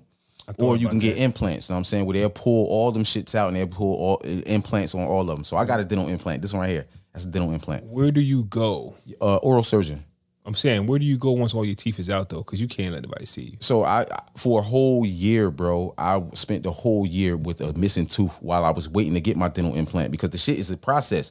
You know what I mean? That implant has to be fused to your jawbone, your lower end of the top jawbone, right? How does that feel? I know they numb you up, but you can still feel that shit, right? So I don't have no feeling in my front two teeth. What happened was I was working at Jiffy Lube and slipped and fell on the floor face first. I had a lawsuit, but I was underage and I was a bit of an asshole at that time. So, you know, but anyway, yeah. So I slipped and fell face first and knocked my front teeth fucked up. And I've had 2 surgeries on them. And this one, the left one right here, the longer looking one, is an implant. So for this, they snatched it out and then let it heal. And then 6 months after, they put the actual implant in. And then 6 months, let it fuse to the jawbone. And they gave me a flipper to wear, but the flipper didn't fit. So for that whole year, I was snagger tooth. I didn't smile. I didn't laugh at nobody. I didn't really talk to people, you know what I'm saying? Because I was walking around with a big hole in my face, right? And I went back at the every end of the 6 months, and they put the implant in. So it's like they put a little post in it, and then they put like a crown on top of it. And the dental cement lasts like 40 years, they said. 40? 40 years, bro. That's what they said. That's what they said. We on 20 now. Okay. You know what I'm saying? So I don't feel no effects on, like, the best thing about it is, you know how you in the and it's hot as hell outside, you drinking something cold and that shit hurt your teeth? Don't hurt my teeth. It don't hurt my teeth. That's the beauty of it, because you get to eat the cold, all that stuff. Yep. It don't hurt my teeth. But I want my whole set done now and shit. You know what I mean? I've been smoking and drinking coffee and shit all my life and shit. Coffee, you do it. Plus, I got some shit in the back missing, so I'm ready to get my whole set done now. So I got to go see the dentist this year to see how we're going to do about that. Yeah, they're going to put it together. I mean, you just got to go. And they'll tell you, hey, this is what I want. This is what this is what I need. If 50 and Rick Ross and these niggas can do that shit, I could do it too, man. I'm insured. You just gotta do it right. Some people just do it. And you're just like, yo, bro, you could tell. Like I think they say like Jeezy one time his teeth fell out. He was doing an interview, but for some like Joel Santana, I don't know he don't even look the same no more. Yeah, like his whole face look different. He now. got too much money. Like he act like he went to somebody. He looked like the doctor came to his house and did him, bro. Like you didn't even go to the professional. No niggas to go to jail just to get their teeth fixed, nigga. Like because we know people who got it done. It's a good job. Nothing you can say, bro. You nice teeth, right? Like Rick Ross, his shit got dope set. Ross, 50 Cam, got a dope set. 50, T.I. All these niggas got dope sets. And Khaled tell you new teeth. New teeth. My man, shout out to Freak. You know what I mean? GCL. I mean, he got his shit done. You know what I mean? 10 bands. You know what I mean? Fresh set. You can't stop this nigga from smiling now. You know what I mean? So yeah, I'm definitely gonna get me a fresh set. You know what I mean? But I'm gonna get. But this is what I am gonna get for my 40th birthday. I'm getting some bottoms, bro. Some fronts? Yeah, I'm getting some bottoms though. You know what I mean? Rose gold. And with the fangs. Yeah. Heard you. Yeah. All right, fam. This was episode 164, I think. 164 niggas? Let me double check that. Damn. Free the Wave God. Shout out to I was right. Episode 164. All right. The Barz and Shotz podcast. We will be back. All right, y'all. Give them the gunshots.